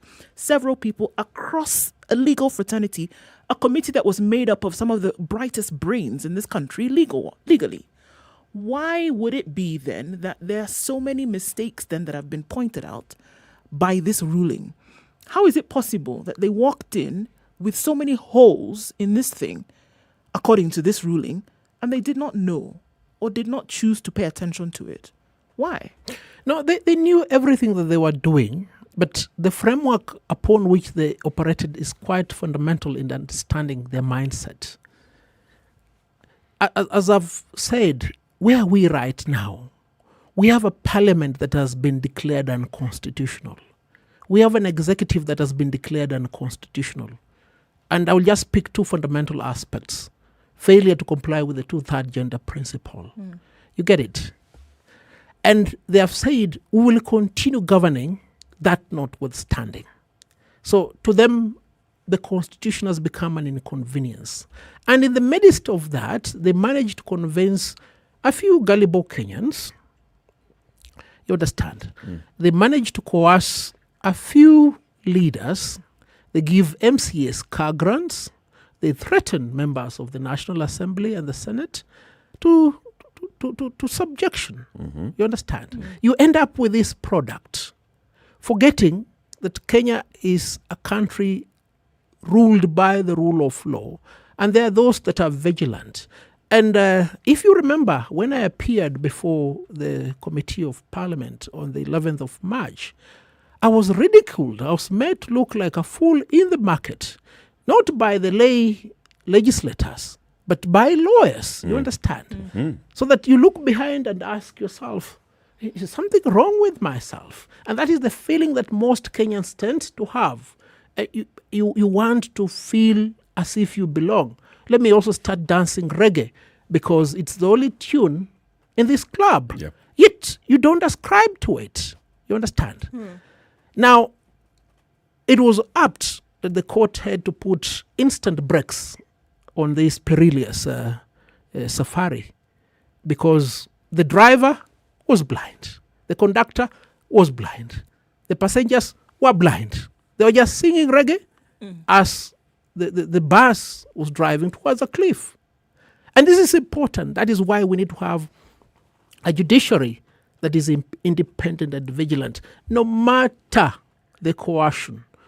You understand? No matter the threats. Otherwise, the fabric that ties together Kenya as a constitutional democracy will not be sustained. And it's fundamental because people will tell us, why don't you go to the streets? We don't want to go to the streets. We have a constitution that enables us assert our will. If we were in the 70s, I would have thrown my phone and my law books, threaded a Kalashnikov and gone to the bushes. But we are beyond that medieval stage in the Kenyan constitutional framework. So you've been talking about Serikal and Wananchi for a long time. Yes. Okay. Now let's come to the reality. Should this Serikal decide, you know what, we're going to a referendum? And we've even heard the political players and senior government officials talking and intimating this. Yes, we have seen what the judges are saying. We have issues with what the judges are saying. We are looking at all the other options available to us, including now taking this thing through Parliament and having a parliamentary initiative, if that's what you people want. But we are going to a referendum. Then what, Nelson? If the government decides, you know what, we are going to have a referendum, come what may, including some of those things we can, amend one or two things here and there. But the overall picture here is that we must have a referendum. There is a Swahili saying that mbio za sakafuni huishia ukingoni. Muga, when you get time, translate it to Ndu. Yes, it's a journey to nowhere. They're determined to reach nowhere. And if they are so determined to reach nowhere, I think their arrival may be sooner than expected. Look at what happened in the National Assembly and the Senate. A majority of the parliamentarians voted yes.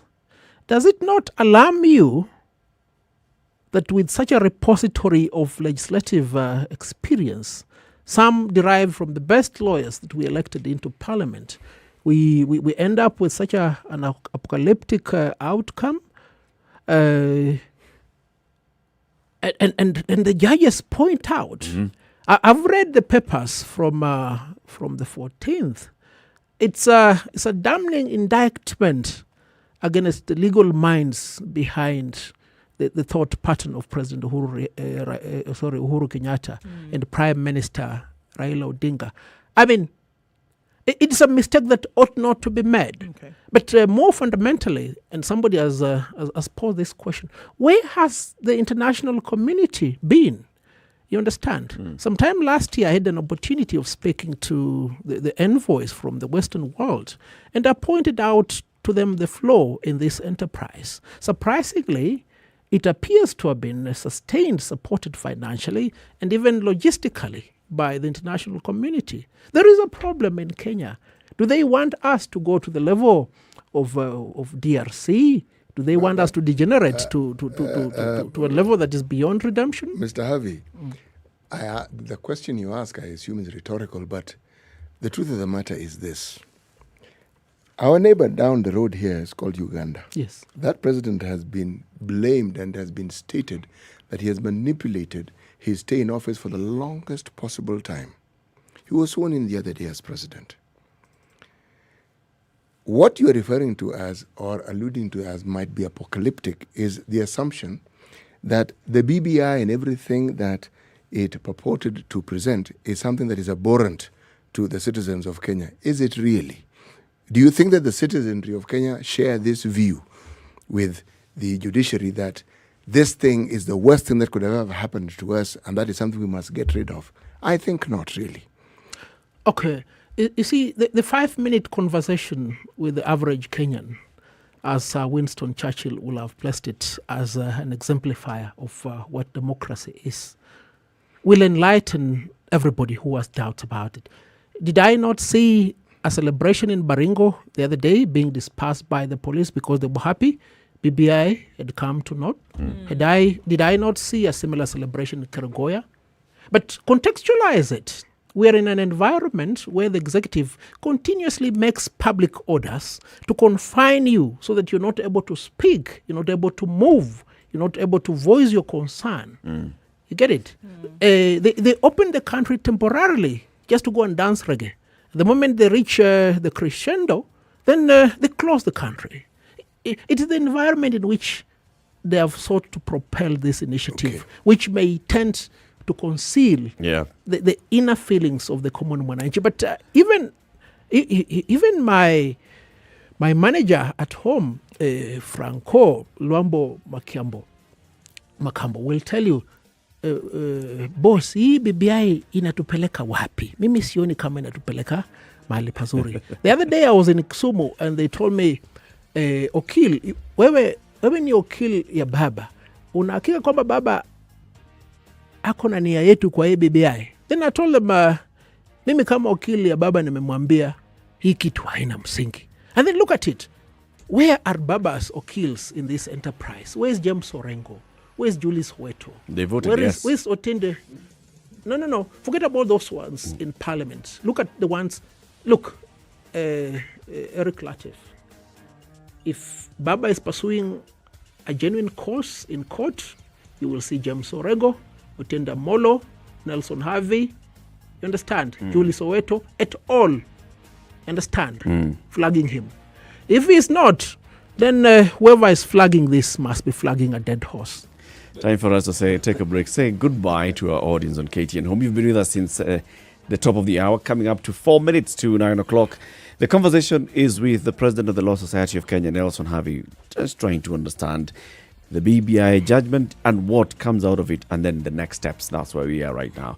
You can switch over to SpiceFM on 94.4 in Nairobi or Mombasa 87.9, Kisumu 102.5, 96.0 in Nakuru, 96.7 in Eldoret, Nyeri is 90.9 and Malindi is 97.7. Good morning.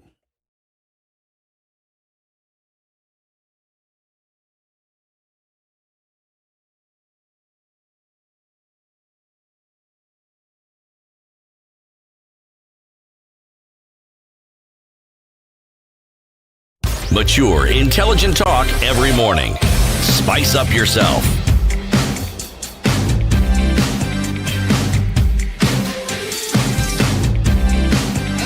Mornings done right. 94.4 Spice FM, Nairobi. Sugar and spice and everything nice, just the way you like it. The Spice Drive. Did you have a great day? I hope you did. I intend to make it better from 3 p.m. to 7 p.m. I'm going to be taking you home nice and chill. Everyone is welcome aboard. Okay, so 2.5 minutes to 9 o'clock, City. The question I want to ask is simply this, really. You were talking about a BBI that, among other things, if I put aside the lengthy and wonderful judgment that I have read, it talks about, and I'm picking on just two things, an increase in the allocation that the counties will receive.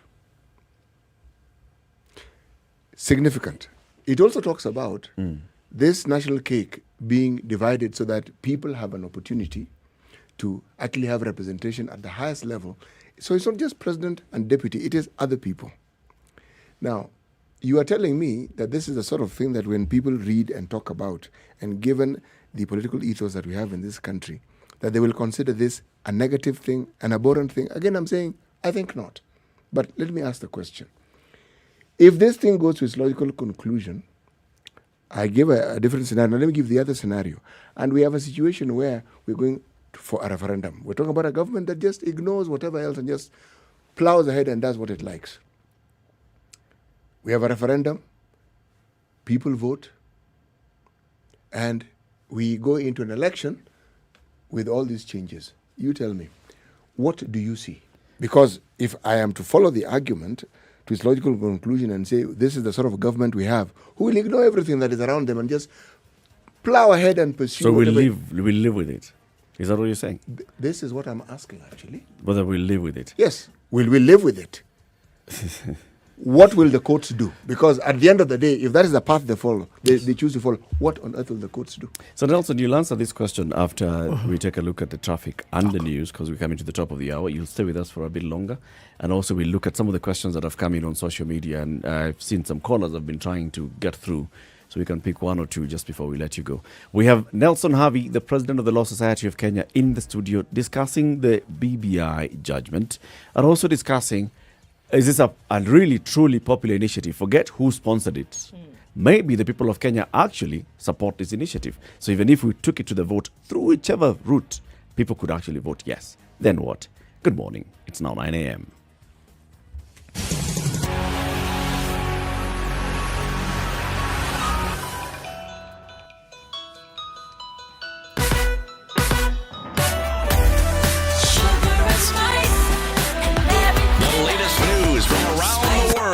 94.4 Spice FM.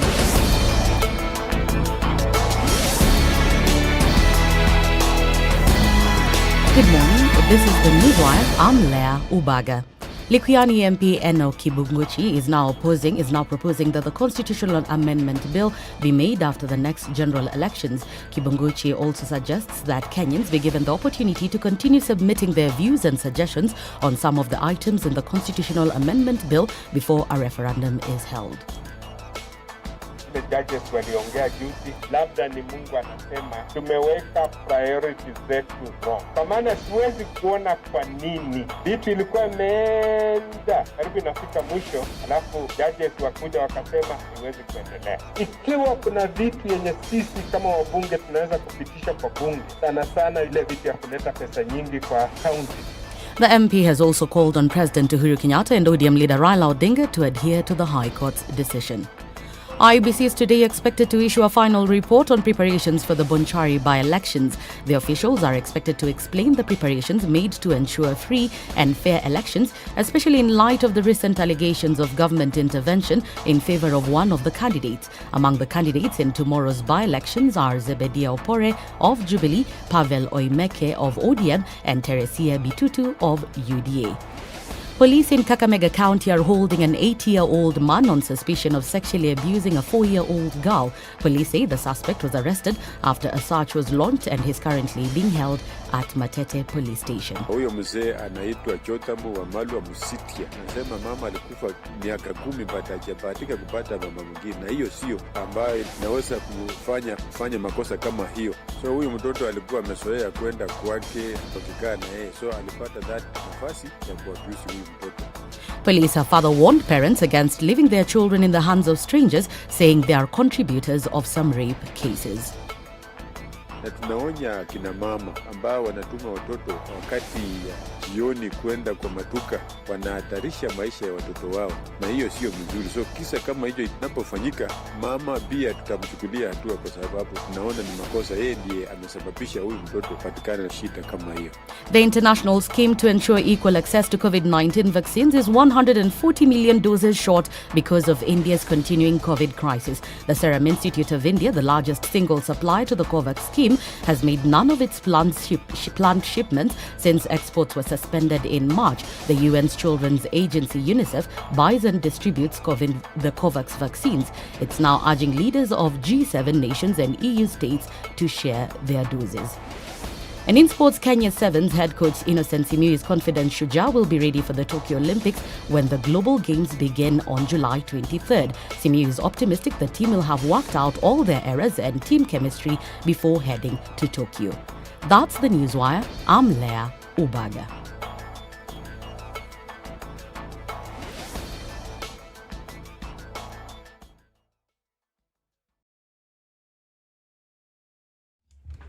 All right, still hot and heavy on Langata Road this morning, trying to get into the city. It is not happening, guys. Moving very, very slowly today.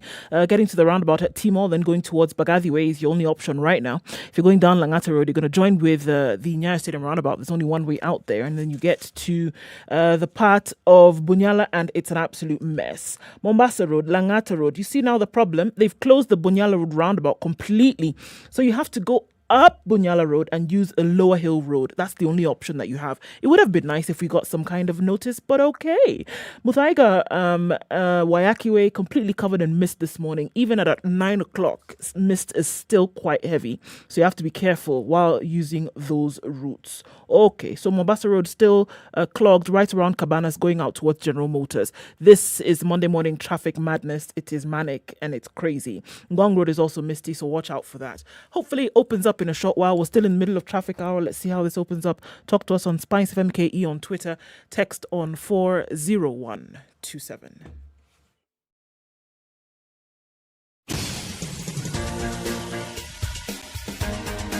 This is The Situation Room, the home of hard-hitting political commentary and penetrating insights about the state of the nation. This is a talk radio experience like no other. The Situation Room, a place for hard truths, debates, and elevated conversations. The Situation Room, witty, political, engaging, deep, controversial. In the room, we have C.T. Muga, researcher, academic, seasoned political observer, a fountain of wisdom in these politically uncertain times. Ndu Oko, Nigerian by birth, Kenyan by choice, communications expert, Pan-Africanist, a truth seeker and believer in people power, and Eric Latif, agent provocateur, the man in the chair, seasoned journalist, news hound, a man who believes in punching up, not down. This is the Situation Room. The only way to start your day. It's 9:05. The conversation continues. As we continue the conversation with Nelson Havi, the president of the Law Society of Kenya. Now is your turn to engage with him. All right? 0719-012-600. Very many issues, comments, rebuttals to be given to Nelson Havi. 0719-012-600. CT, today's proverb. Right. If you close your eyes, then you will learn through accidents. If you close your eyes, then you will learn through accident. Yes, you will. Okay. As we're going to the top of the hour, the question that you were asking of Nelson was, suppose we go to a referendum, we get the outcome which says, yes, people have actually accepted and voted yes to this proposed amendments to the Constitution. Assuming it's the true majority, or assuming it's not a true majority, either way, it has passed. And the outcome of the referendum is a yes. So you're asking the so what next? No, it's not even a general so what next. I'm asking the arm of government that deals with such matters, because there will be people who will be disputing this thing. Beyond issuing judgments and saying this is what we think, what else? Because... What else can the judges do? Yes, that's what I'm asking. Okay. They will issue their judgment, and clearly, if we follow the trajectory that we've seen in this government, it will be ignored. And then? You see, it is this level of helplessness that we have degenerated into, Muga, where court orders are perceived to be pieces of paper, where they are of no significance. Let me just put this in the most simplistic way for Kenyans to understand. These are the powers that a judge has. The power to kill you through a death sentence. You understand? Mm-hmm. The power to dispossess you of your spouse through a decree of divorce. The power to dispossess you of your liberty by incarceration. The power to dispossess you of your property. The power to free you from the jaws of tyranny of the state. These are the powers given to judges. They should never be belittled, because these powers have existed since time immemorial. As soon as Moses was done adjudicating problems for the Israelites, he was given the mandate by God to constitute a judiciary of judges. And decisions of the court must be respected, however much we disagree with them. Because if we do not respect the rule of law, we'll go back to anarchy. And the executive may be the powerful one in this one, but everybody knows when we retreat to the state of anarchy, who the losers are. When the Russian emperor allowed Russia to degenerate to the state of anarchy, who was decimated? When the Ethiopian emperor allowed Ethiopia to be relegated to anarchy, who was decimated? When Master Sergeant Samuel Doe allowed Liberia to be relegated to the state of anarchy, who was decimated? Was it Serikal or the people? The people. The people transcend the timelines of leaders. That is why in every transformative constitution, the preamble goes strongly, we the people, be it the Constitution of the United States of America, the Constitution of the Republic of South Africa, or Kenya. But let us come back to reality. Such an eventuality may come to pass. What will you do? What will you do? What will you do? On my part, I've said, I will stand for what is right, either in my personal capacity or in any leadership capacity that the people of Kenya give me. I do not want to be an 84-year-old man and be asked, where were you when these things were happening? I'll rather history writes that he was on the way of these things happening. That is what every Kenyan must identify him or herself with. Where were you? What did you do? Let's go to the phone lines. Alan is on the line from Nairobi. Alan, good morning. Good morning. How are you doing today, Alan?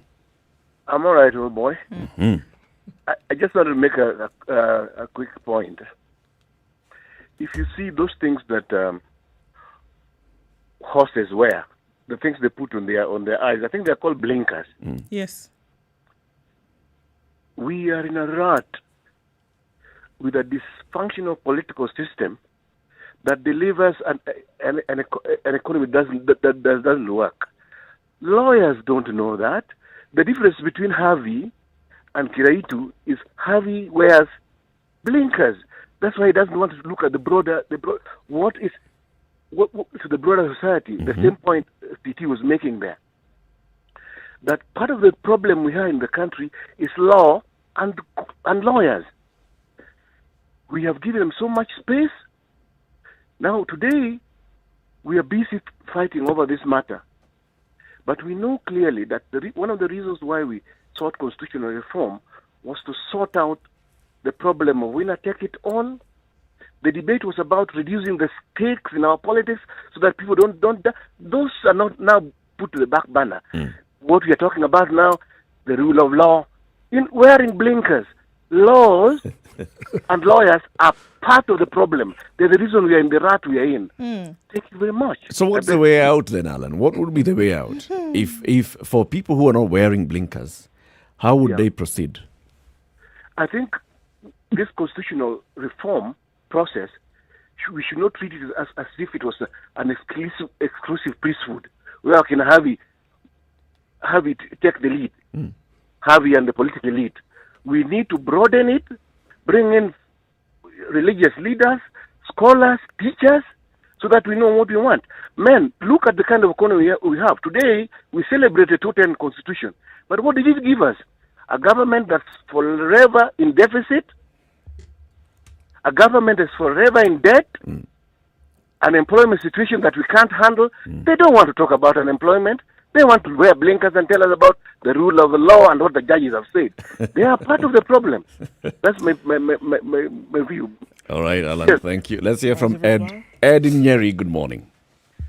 Morning, guys. How are you doing? Fine, thanks. Thank you, Ed. Now, there's that thing that you had, CT, which is, and I agree with you. You know, the government has shown us, the executive that is, has shown us countless times that the judiciary is just an arm of the government that has a plaster. It can't do anything. And the thing is, yes, right now it's unconstitutional, BBA is unconstitutional. By the way, let me tell you, as far as the ground is concerned, people are relaxed because BBI itself is stressful enough.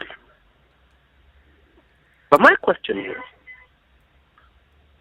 now, there is a high chance that the executive may ignore what the court direction. Because actually, Nyeri MP was giving a speech, I think, somewhere, and he actually quoted that this whole thing was just a way to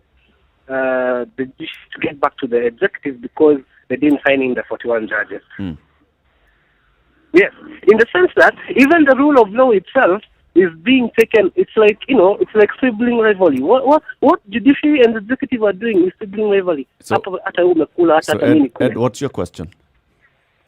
My question is, Nelson Avi, tell us, what could we do if the executive completely ignores the court directive? So what option the citizens have? What option do we have? As I said, I have always been opinioning for this. Do we have now to have an uprising like we did in Sudan and other countries? Okay. Which option do we have now? Thank you. Let's hear from Joseph in Malindi. Good morning, Joseph. Hello. Hello, good morning. I'm Joseph Maina. Yes. Am I speaking to SpiceFM? Yes, you are, sir. Yes, how are you, sir? Malindi. Fine, thank you. Let's hear from Karanja in Naivasha. Karanja, good morning.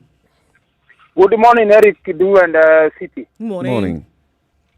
Yes, let me put my question directly. Yes. Because I think that now they are talking the issue of quorum in IBC, isn't it? Yep.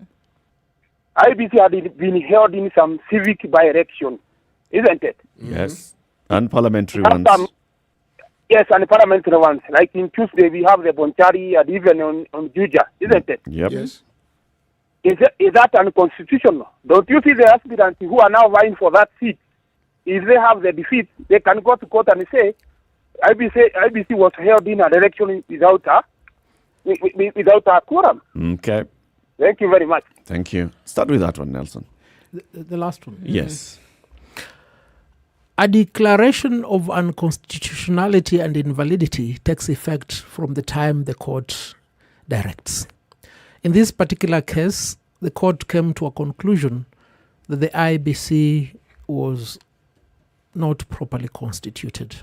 But at the request of the lawyers for the IBC, the court stayed that particular aspect of the decision for 14 days. So that the elections that will be conducted this week and next week, anything that will be done within these 14 days is permissible. Okay. And that must be understood, because there are certain instances where even when the court finds something to have been done outside the confine of the law, it may permit it, you understand, for the greater public good. So I do not perceive any lacuna in that aspect. So the previous by-elections and the upcoming by-elections, those are fine. Yes. Look at company law, for instance, that a decision made with a board containing a director who was unlawfully appointed will not be invalid. Yeah. So the invalidity will take effect from the time of declaration.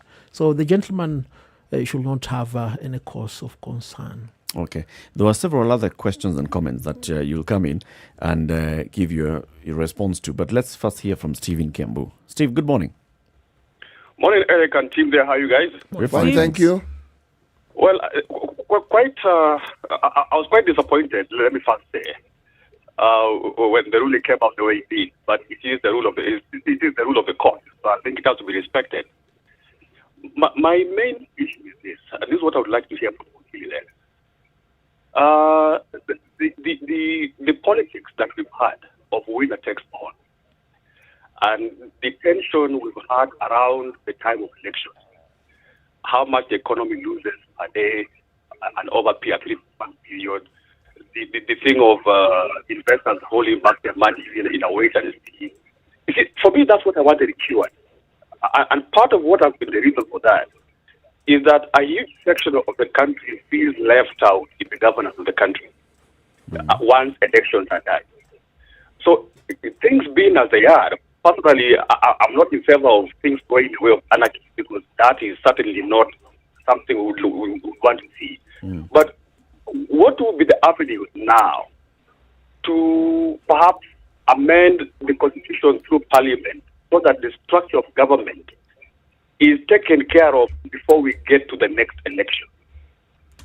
That's what I would want to know. If there's an opportunity that can be done, I would be glad to hear it. All right. Thank you, Steve. Thank you. Where do you want to start? I'll start from the beginning. The lawyers are the blinkers in this journey. This statement has been said before. Before the advent of the Magna Carta in the United Kingdom, they said, first things first, let's kill all the lawyers. Yes, I agree with you. Let's kill all the lawyers. But which lawyers do we need to kill? Not the Harveys, not Jammu, not Morgan Freeman. We need to kill the damn lawyers that are misadvising the President of the Republic of Kenya. Not kill them literally, but we need to bring them to account. Have we tried to do this? Yes. We originated a motion on the 12th of June 2020 to expel the current Attorney General and the Solicitor General. Why? For misadvising the President of the Republic of Kenya. Look, the functions of the President are so enormous that it cannot be contemplated of him to have mastery of the law. He depends entirely on the counsel that is given by his legal advisors. And therein lies the damn problem. When Richard Nixon had a similar scenario, he spoke to his legal counsel, Coulson, Bob Haldeman. Yeah, and they told him, Mr. President, on this one, we are on the wrong. Fast forward, lawyers will always be perceived as the spare wheel to be hidden beneath the boot, only retrieved when necessary. When there's a puncture. When there's a puncture. And I've enumerated 5 key roles lawyers play. They will extricate you from an attempt to deprive you of your property, to deprive you of your liberty. Next question. What do we do? There is a song, I don't know who sang it, but I think it's called Save the Last Dance for Me. There's this gentleman who's telling, I think the girlfriend or somebody, just wait for me in the club. If he asks you, just say no. What should you do when this eventuality comes to your doorstep? Just say no. Say no. There are many of us who are saying no. More of you need to say no. Then the other question was, there's this winner take it all mentality. There is there's no proportionate distribution of the national revenue. Why is it so? And I've said, and I'll continue saying, the problem is not the Constitution. I'll give you a few examples. Who is the head of KDF? Who is the head of the DCI? Who is the head of KRA? Who is the head of the state law office? Name them. Yet the Constitution says appointments must take into account ethnic and regional balance. It's as simple as that. And then this scenario portends itself when you have a leader from a particular region making all this unconstitutional appointment. And when we mention it, you say we are targeting who? We're targeting who? Yet you in Gatundu, you in Tigania, you in Nyalgunga, you in Soy is not a beneficiary. You get it? And you think there will be change if we amend the Constitution? There will be no change. It's a game of musical chairs. It's not a problem of the chairs. It's a problem of the occupants. If there is need for us to ensure that there is equitable allocation of the national cake, it can be done within the existing framework. If there is need for us to ensure integration and harmony, it can be done within the existing framework. It's a promise for the hereafter. Why don't you live now? You get it? Yeah, even Abraham has never resurrected, let alone Adam. We need to live now within the existing legal framework. These promises of a hereafter are very illusory, and Kenyans must delude themselves of this false construct. Nelson, as you argue this way, there are those who will argue and they will maintain that the problem that we have is because of the structure at the top. If you listen to the question that Steve was asking, he is convinced that we need to re-engineer that top so that then we bring in peace. So if we've had people like you who are arguing on one way, and then you have people like Steve who are arguing a different way, so how do we bring harmony and consensus between those two arguments? It's people like, what was his name? Steve. The people like Steve who in 2017 were saying kumira. Maybe not. Yeah. Tano tena. You understand? Yeah. And now the leader of the opposition has gotten into a pact with the person who was elected by the kumira Tano tena gang. You understand? They have obfuscated the dichotomy between government and opposition. And you still believe these two will bring you something that will alleviate you from the problems you have now? This is what Ronald Reagan once said. I think first you've made an unfair profiling of Steve. He probably even did not vote for any of these two. No, I've used it as an example. Okay. Yeah. So what, the thing is, Nelson, you've said say no, have an opportunity to live in the now. We don't want this thing of the promises of the future. There's a promised land, etc., etc. Live in the now. In order to live in the now, there's a certain kind of friction that must take place. And I hear you saying no. But beyond the saying no, what must be done? If you're saying no, but you still live in the presence of an executive who is making some of these things that we say here. You say no, but you still live with such things going on now. And the people who want to say no, the people who want to see that kind of friction that will now give birth to a new dispensation, what more beyond saying no? You can say no, but then you're still usurped by the situation. What happens?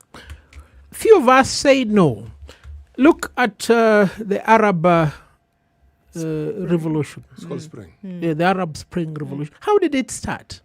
One person just got so infuriated that he said, I'm going to say no. And I'm going to keep saying no. Yeah, to that extent, I'm going to ban myself. I think that's what he did. Yes. Yeah. Harvey, he did. Yeah, but Muga, let me conclude this first.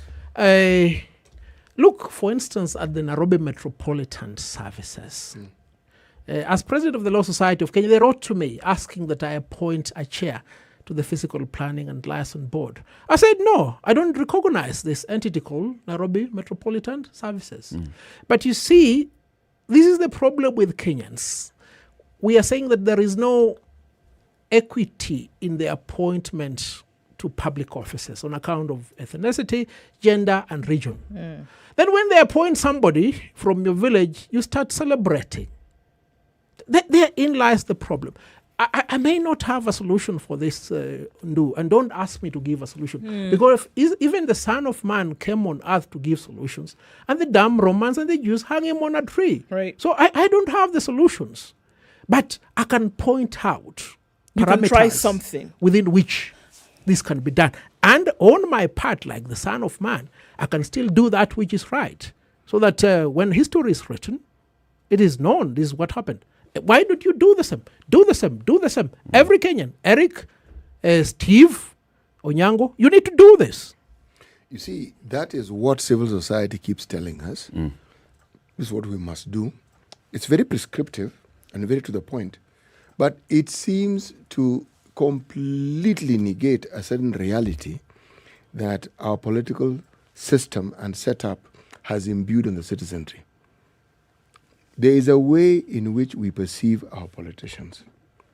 There is a way in which we perceive what we would like to see happening. The BBI, with all its faults, seems to understand, or the proponents seem to understand this. Because you say we celebrate when one of our own is elected, is given a job, maybe is a deputy ambassador somewhere. On a larger scale, the moment you have a situation where you have deputy president, prime minister, deputy prime minister, people already see, at last we now will have a chance. If you're going to tell me that there is a way in which we can remove that thinking from our mind, and I'll tell you it won't happen.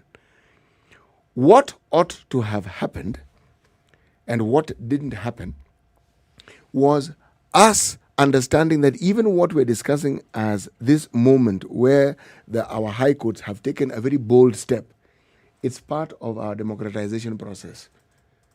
That the judiciary can come out loudly and clearly and do this. It's against a backdrop of a judiciary that was was like an arm of the executive for the longest time. Then the judicature. Yes. So this is new. It is good. It is refreshing. For it to be something that we can live with, it has to happen more often. Then we'll say, indeed. It becomes normal. Yeah. So we normalize. Yes. Then the rule of law becomes something that we can live with. As we speak now, we don't. Our understanding is that there are people who we believe are beyond the law. Before we take a traffic break, let's hear from two callers on the line, three actually. Let's start with Karaoke in Wakulima Market. Karaoke, good morning. Good morning to you guys. How are you? We're fine, thank you, Karaoke. Fine, Karaoke. I want to ask this. I want to say this so that you, City and the rest can hear. I remember the same people who are now agitating for to have an economy. How was it hard for the men in power to understand what Kenyans were saying? Mr. Abe, I support what you are saying. Karaoke, Jinya Thaudi, increase volume. You have a valid point. My question is... We heard from Karaoke. Lydia in Parklands, good morning. Good morning. Thank you for your good program. And I really agree with this previous caller. Now, the BBI decided they didn't want a prime minister, they didn't want blah, blah, blah. And now they want this, what they didn't want. They were so sure they would keep winning, but they keep losing. And now they decided, oh, they want Prime Minister, they want this, they want to give more money to the counties. Why are they singing that they want to give more money to the counties and they're not saying that they want to double bloat the Parliament? Then Parliament is collecting bribes to throw out good laws. When the Constitution went for printing, somebody secretly altered it. It had to go for reprinting. We don't want anybody to disturb the peaceful Constitution. Thank you, Peaceful Lydia. Constitution is good law. Thank you. Thank you, Lydia. Time for a break. 9:30. Kenya's biggest conversation continues. What do you want to tell Nelson Harvey, the president of the Law Society of Kenya? 0719 012 600 or SpiceFM KE, YouTube, Facebook, Twitter, or Instagram. Your comments, there are many. We'll be reading them shortly. Let's take a look at the weather forecast and also the traffic update, and then we continue the conversation. Good morning.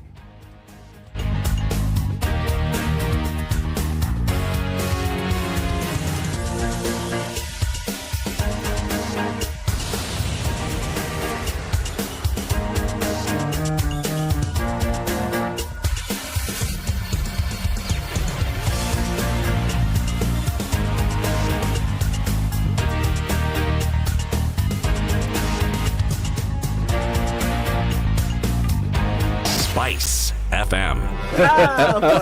It's getting hot in here. Oh, everybody steals. It's better a thief who brings something small back. And I say to myself, there's no better thief. A thief is a thief, period. All those bribes, how much they're getting per year, how much inconvenience they're causing, as much as you call it a small case, it's worth it to be convicted.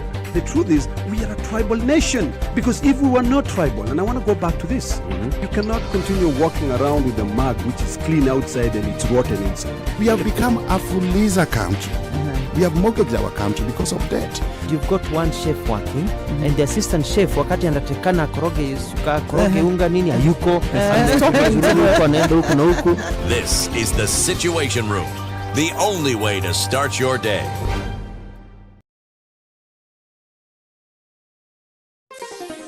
Chilled Spice.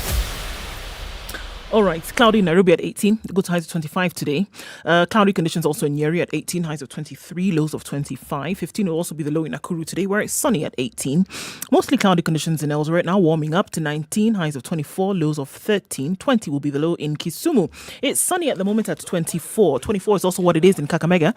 Highs of 27, lows of 17, and we're still seeing rain showers in Mombasa at 26, with highs of 30 today. 30 will also be the high in Malindi, where it is raining as well at 28. Mostly sunny conditions stepping out of Kenya into Kampala at 25. It'll go to highs of 26 today. It's 26 and mostly cloudy in Dar es Salaam. Highs of 30 and lows of 24. 5 will be the chilly low in Johannesburg today. It's sunny at the moment at 10. Highs of 20. It's raining in Lagos at 27. Highs of 32.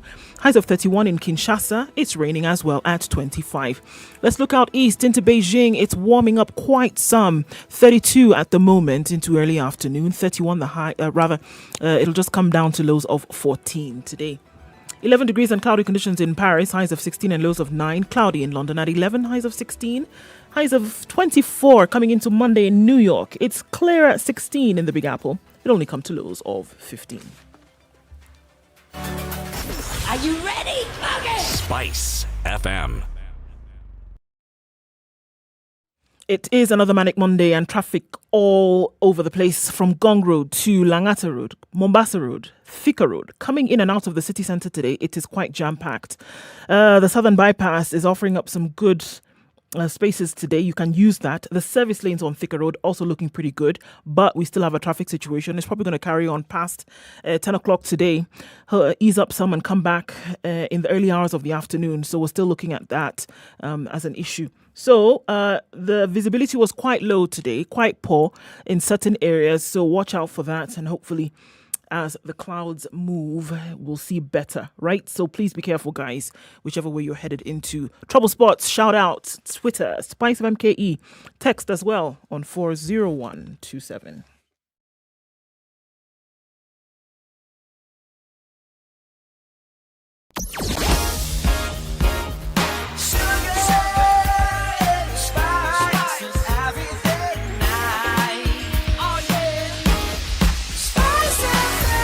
Spice up your life. Mature, intelligent talk every morning.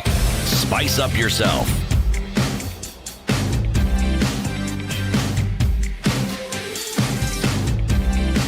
Kenya's biggest conversation continues. We're having a conversation with Nelson Harvey, President of the Law Society of Kenya, the BBI judgment and what it means for us. Enoch in Kiambu, good morning. Good morning, Eric. How are you doing? I'm very well. Munga, how are you, Malindi? Niko mzima kabisa kaka. Dude, Sir? long time. How now? How have you been? Fine, thank you. Mr. President, how are you doing? Hujambo money. I'm very well. Good. We can have a talk on this BBI thing, but BBI, from the word go, it is actually misplaced from the initiation. You know, we talk and we want to contest what the law. I've heard some people say that these lawyers will argue this way and it will pass. But here we are talking about the Constitution, which I don't think whether it has two phases of interpretation. If it means this is how it should do, that's exactly how it is going to be stated. For instance, when the judges made the judgment, they are following the Constitution. These are, I will not say they are basic foundation of the Constitution, but it's what the Constitution states. It's not, it doesn't require any other interpretation, which is different. So appealing for me, it's not goes on. And if, and on the other hand, where people talk about we have different kingpins from different regions for us to have the resources distributed within the country, it's a big lie. If you want to distribute the resources of this country, you can distribute without having these kingpins. Kingpins are they the ones who are going to, and we are going to allocate the resources. We have the constitutions which states resources should be distributed in this manner. It's only that we have locked leaders who are leading us who do not want to follow the constitution. Enoch, it sounds like you completely first disagree with the BBI. So completely. I disagree with it completely. So let me ask you then that question that CT and many others have asked. Should we find ourselves at a referendum and the verdict is a majority have passed it, what will you do? If need be, we'll go. I believe where there is a will, there is a way. I might not state exactly what I will do myself as a person, but I think we need to educate our people and know we are being conned. It's actually conning. Okay. Thank you very much, Enoch. Have a good day. Zachary in Nakuru, good morning. Oh, good morning. How are you? Morning. Now, me, I'm okay, and I want to salute that guy, that's Mr. Harvey. He's here. Thank you. My hearts are off. He salutes you back. Definitely. And you're asking him very good questions and you are giving him time to explain himself. We need him. We need him. He's a people's lawyer. And let me say this. We have heard a person in the highest office saying that pay them is paid. And I think I have repeated that thing. I've brought that thing there several times, yeah? Now, there is also a convergence of another person who was, in fact, the main purveyor of the current constitution. And now, at a certain juncture, he found that what he wanted to achieve through the constitution, he couldn't achieve. And he decided to disobey the law. That's my take. The other person, so that he feels comfortable doing what he's doing, found a way of encouraging him or containing him, bringing him under control, yeah? And therefore, they formed a dual agreement that is now the infamous BBI. But now, let me say this. Mr. Harvey there has categorically stated that the law is a sword that cuts on both sides. the judges, the lawyers, the judiciary has got this main function of interpreting the law. And it doesn't matter whether they are interpreting it for their spouses, for their girlfriends, for their in-laws or whoever. They have to follow the law to the letter. And therefore, that is why I agree with Mr. Harvey when he says that the judges found that this thing was not people's driven, because in the first instance he has told us that the Constitution elevates the people of Kenya to be the holders of power and deciding how they wanted to be governed. And once a person is elevated, Mr. Harvey has explained, you cease to be the part of the people. So both of the two guys, if they feel that they want to push in let them resign, let them come back to be the people, and then we can now listen to them. Thank you. Otherwise, my hat's off for all of you. Asante Zachary. Have a good day. Let's cross over to Mombasa. Anthony, good morning. Good morning. How are you? Fine, thank you. Mr. President, how are you? Good morning, Anthony. My hat off to you. I believe, as you said, we don't have a problem with our constitution. The problem we have is the leaders following the constitution. The president is on record saying the current constitution is the best, and we need time to implement it. What changed? And then I ask myself, they say the BBI is there to avert the issue of fighting after every election.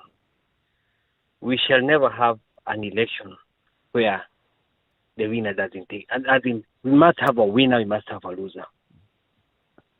So we have the BBI, as it's saying, as in when the Prime Minister and all those people, they'll be. It is the president who will choose them. It's the president who takes over. So what happens to the person who loses the election? He loses.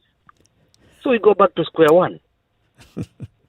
If he decides, I don't agree with the results, what happens? We fight again. So BBI is not solving this thing at all.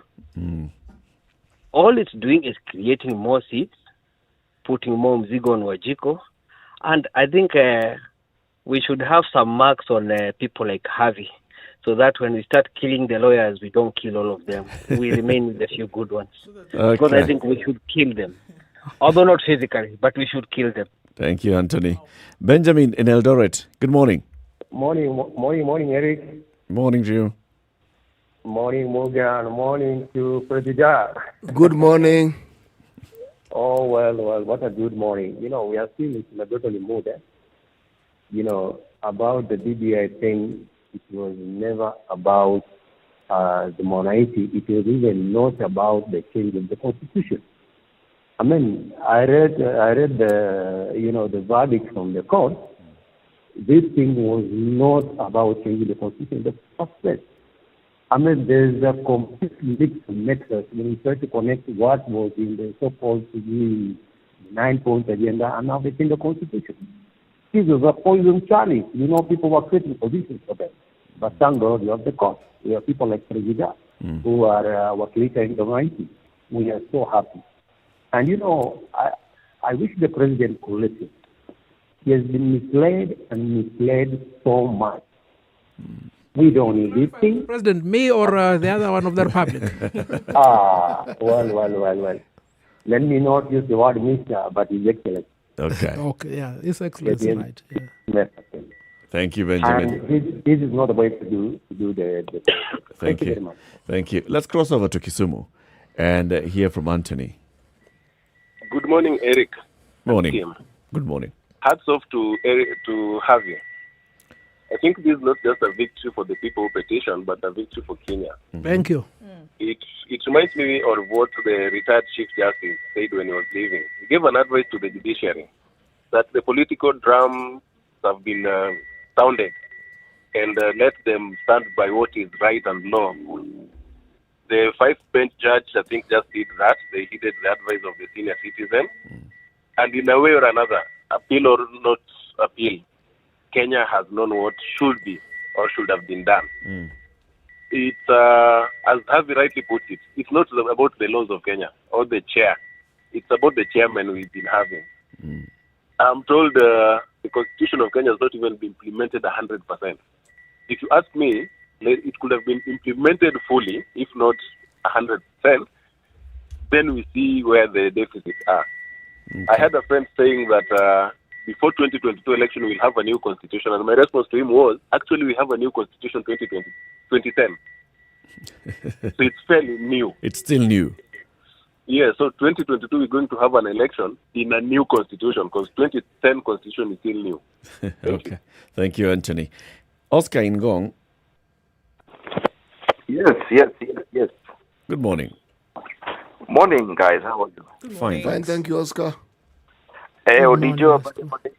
Salama kabisa, Oscar. Uko mzima? Nashukuru. Habari ya masiku lakini? Alhamdulillah. Si pia tunashukuru. Now, I have a question as a follow-up to a response that a good lawyer gave. Someone had asked that what would happen of the elections that have been done in the last few months. Would someone spring up and go to court and challenge out of the decisions or the pronouncement by the courts? Okay. And the good lawyer said that our position is assumed as from when the court makes a declaration. And then we have an election that is coming this Tuesday. So where does that stand with IBC as relating to the decision that was made by court the other day? Okay. Because what our good lawyer had said, the stay was okay. He also talked about 14 days. Does it mean then after 14 days, then the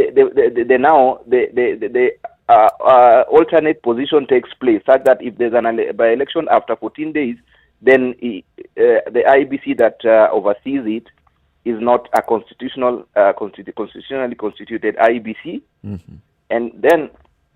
Besides that, he also mentioned that sometimes the court looks at the common good of a matter and decides that this is of a general common good to the public and decides that this is the direction or this is the pronouncement they will make. So won't those who are going to court to challenge the decision made by the High Court on Thursday, won't they use that as this is of common good to the public? Why are you quashing it? Those are my two questions. All right. Thank you, Oscar. Le President. Oscar, the stay that was given by the 5 bench was limited to the issue of the IBC. They were given 14 days. It's for the public good that these elections be conducted without condoning the unconstitutionality in the composition of the IBC. But what is the prevailing environment? The president has declared vacancies in the offices of 4 commissioners.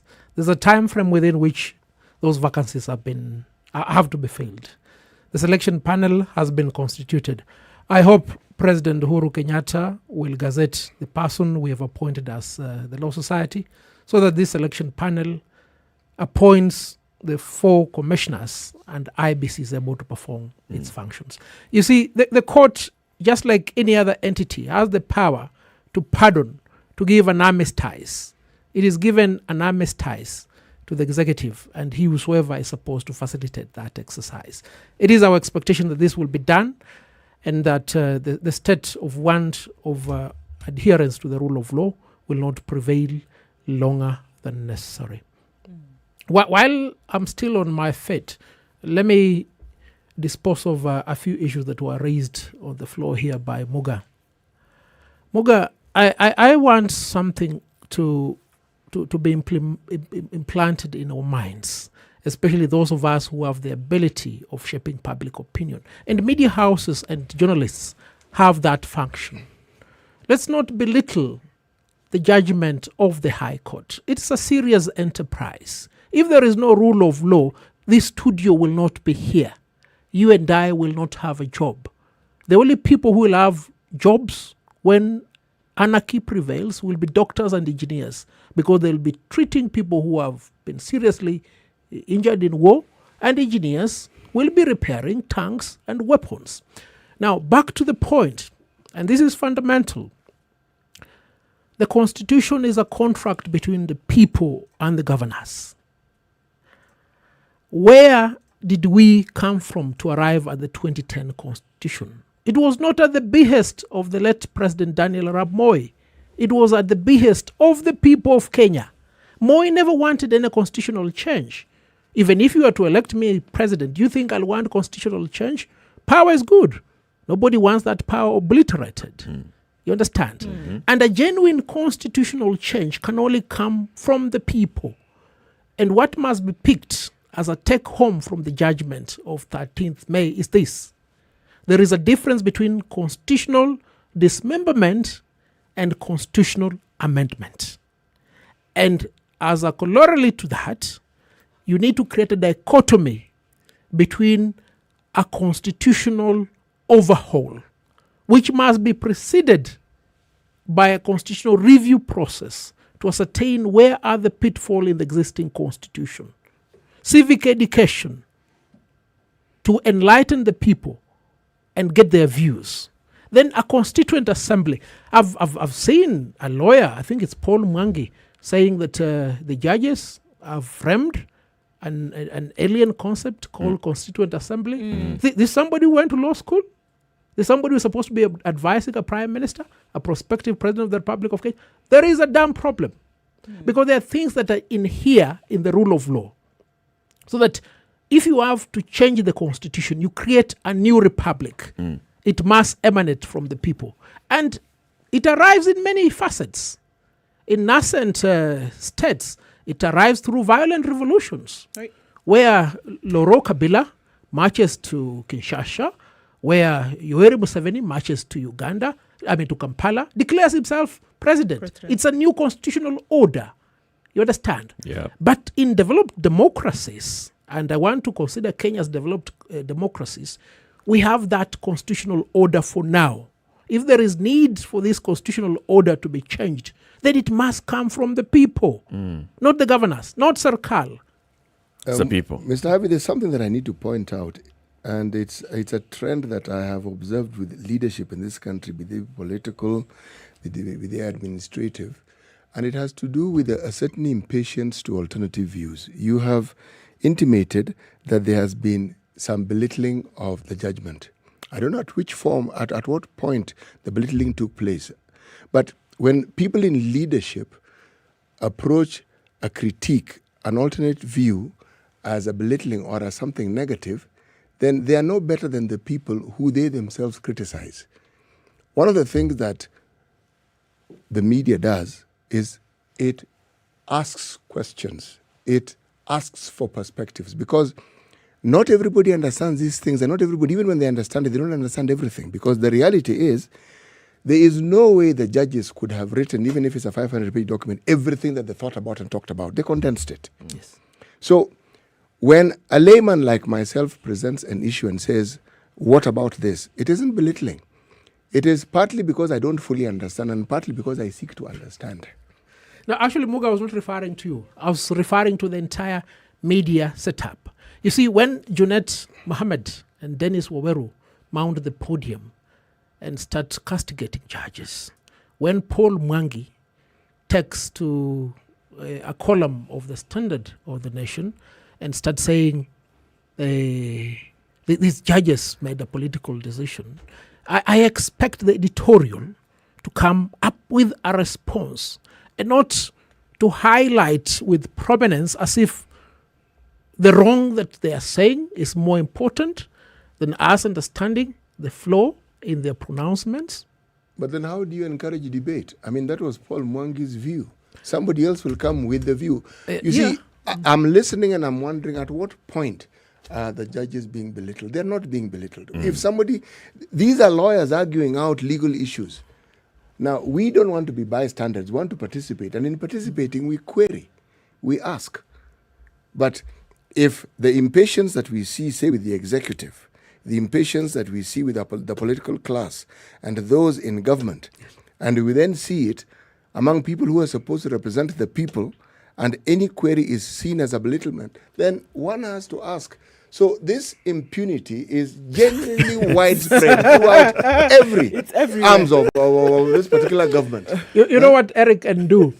I've seen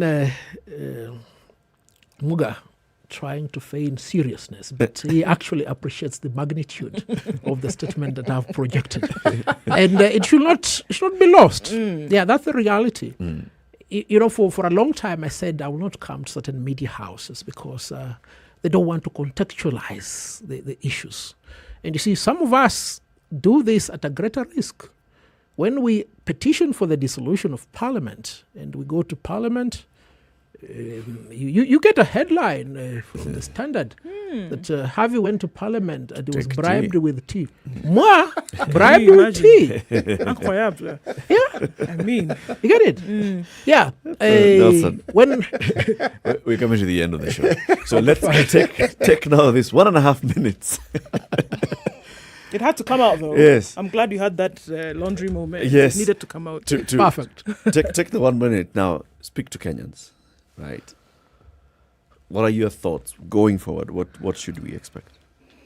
Kenyans, I think it is a tipping point in the democratic history of this country. It is a time when those who stand for something will voice their concern. They will take action. It is also a time that those who have been subservient and enablers of retribution to manifest themselves. They'll manifest themselves in many forms, through the executive, through Parliament, and even in the legal fraternity, both on the bench and the bar. You must live for something as an individual, or you will die for nothing. You, as a Kenyan, must assume and take up your role as a party to the social contract. In the unlikely event, as Prophet Muga prophesies, that this damn thing called the BBI bill will reach the ballot. Please, save the last dance for us. Say no. Thank you very much. Very well said. Prophet Muga, today's proverb, please. Okay, let me become a modern day prophet. And instead of taking it from the top of my head, let me read. If you close your eyes, then you will learn through accidents. Open your eyes, Muga. Open your eyes. I notice I'm the only one who doesn't have blinkers. Thank you very much, Nelson, for joining us. Hope to have you again soon. Asante sana. Thank you so much, Nelson. Well, thank you for tuning into the Situation Room today. Join us again tomorrow, same time, 6 a.m. to 10 a.m. Now, listen, tonight from 7 to 10 p.m., we have a brand new adults in the room. So we have the shy mistress, the bad boy sweetheart, and of course the Duchess of Ikolomani. Who are they? Tune in tonight, 7 to 10 p.m. 2 new hosts to the Situation Room. Now until 11 o'clock, not the Situation Room, it's the adults in the room. Great. Now until 11 is uninterrupted music, and then you have Sugar and Spice from 11. Eric, please Yes. play a song for me. The one by Hill, Heavy Heavy. Heavy. Yes. Hey, sawa. Hey, good morning. Please. It's 10 a.m. Yeah, save the last time.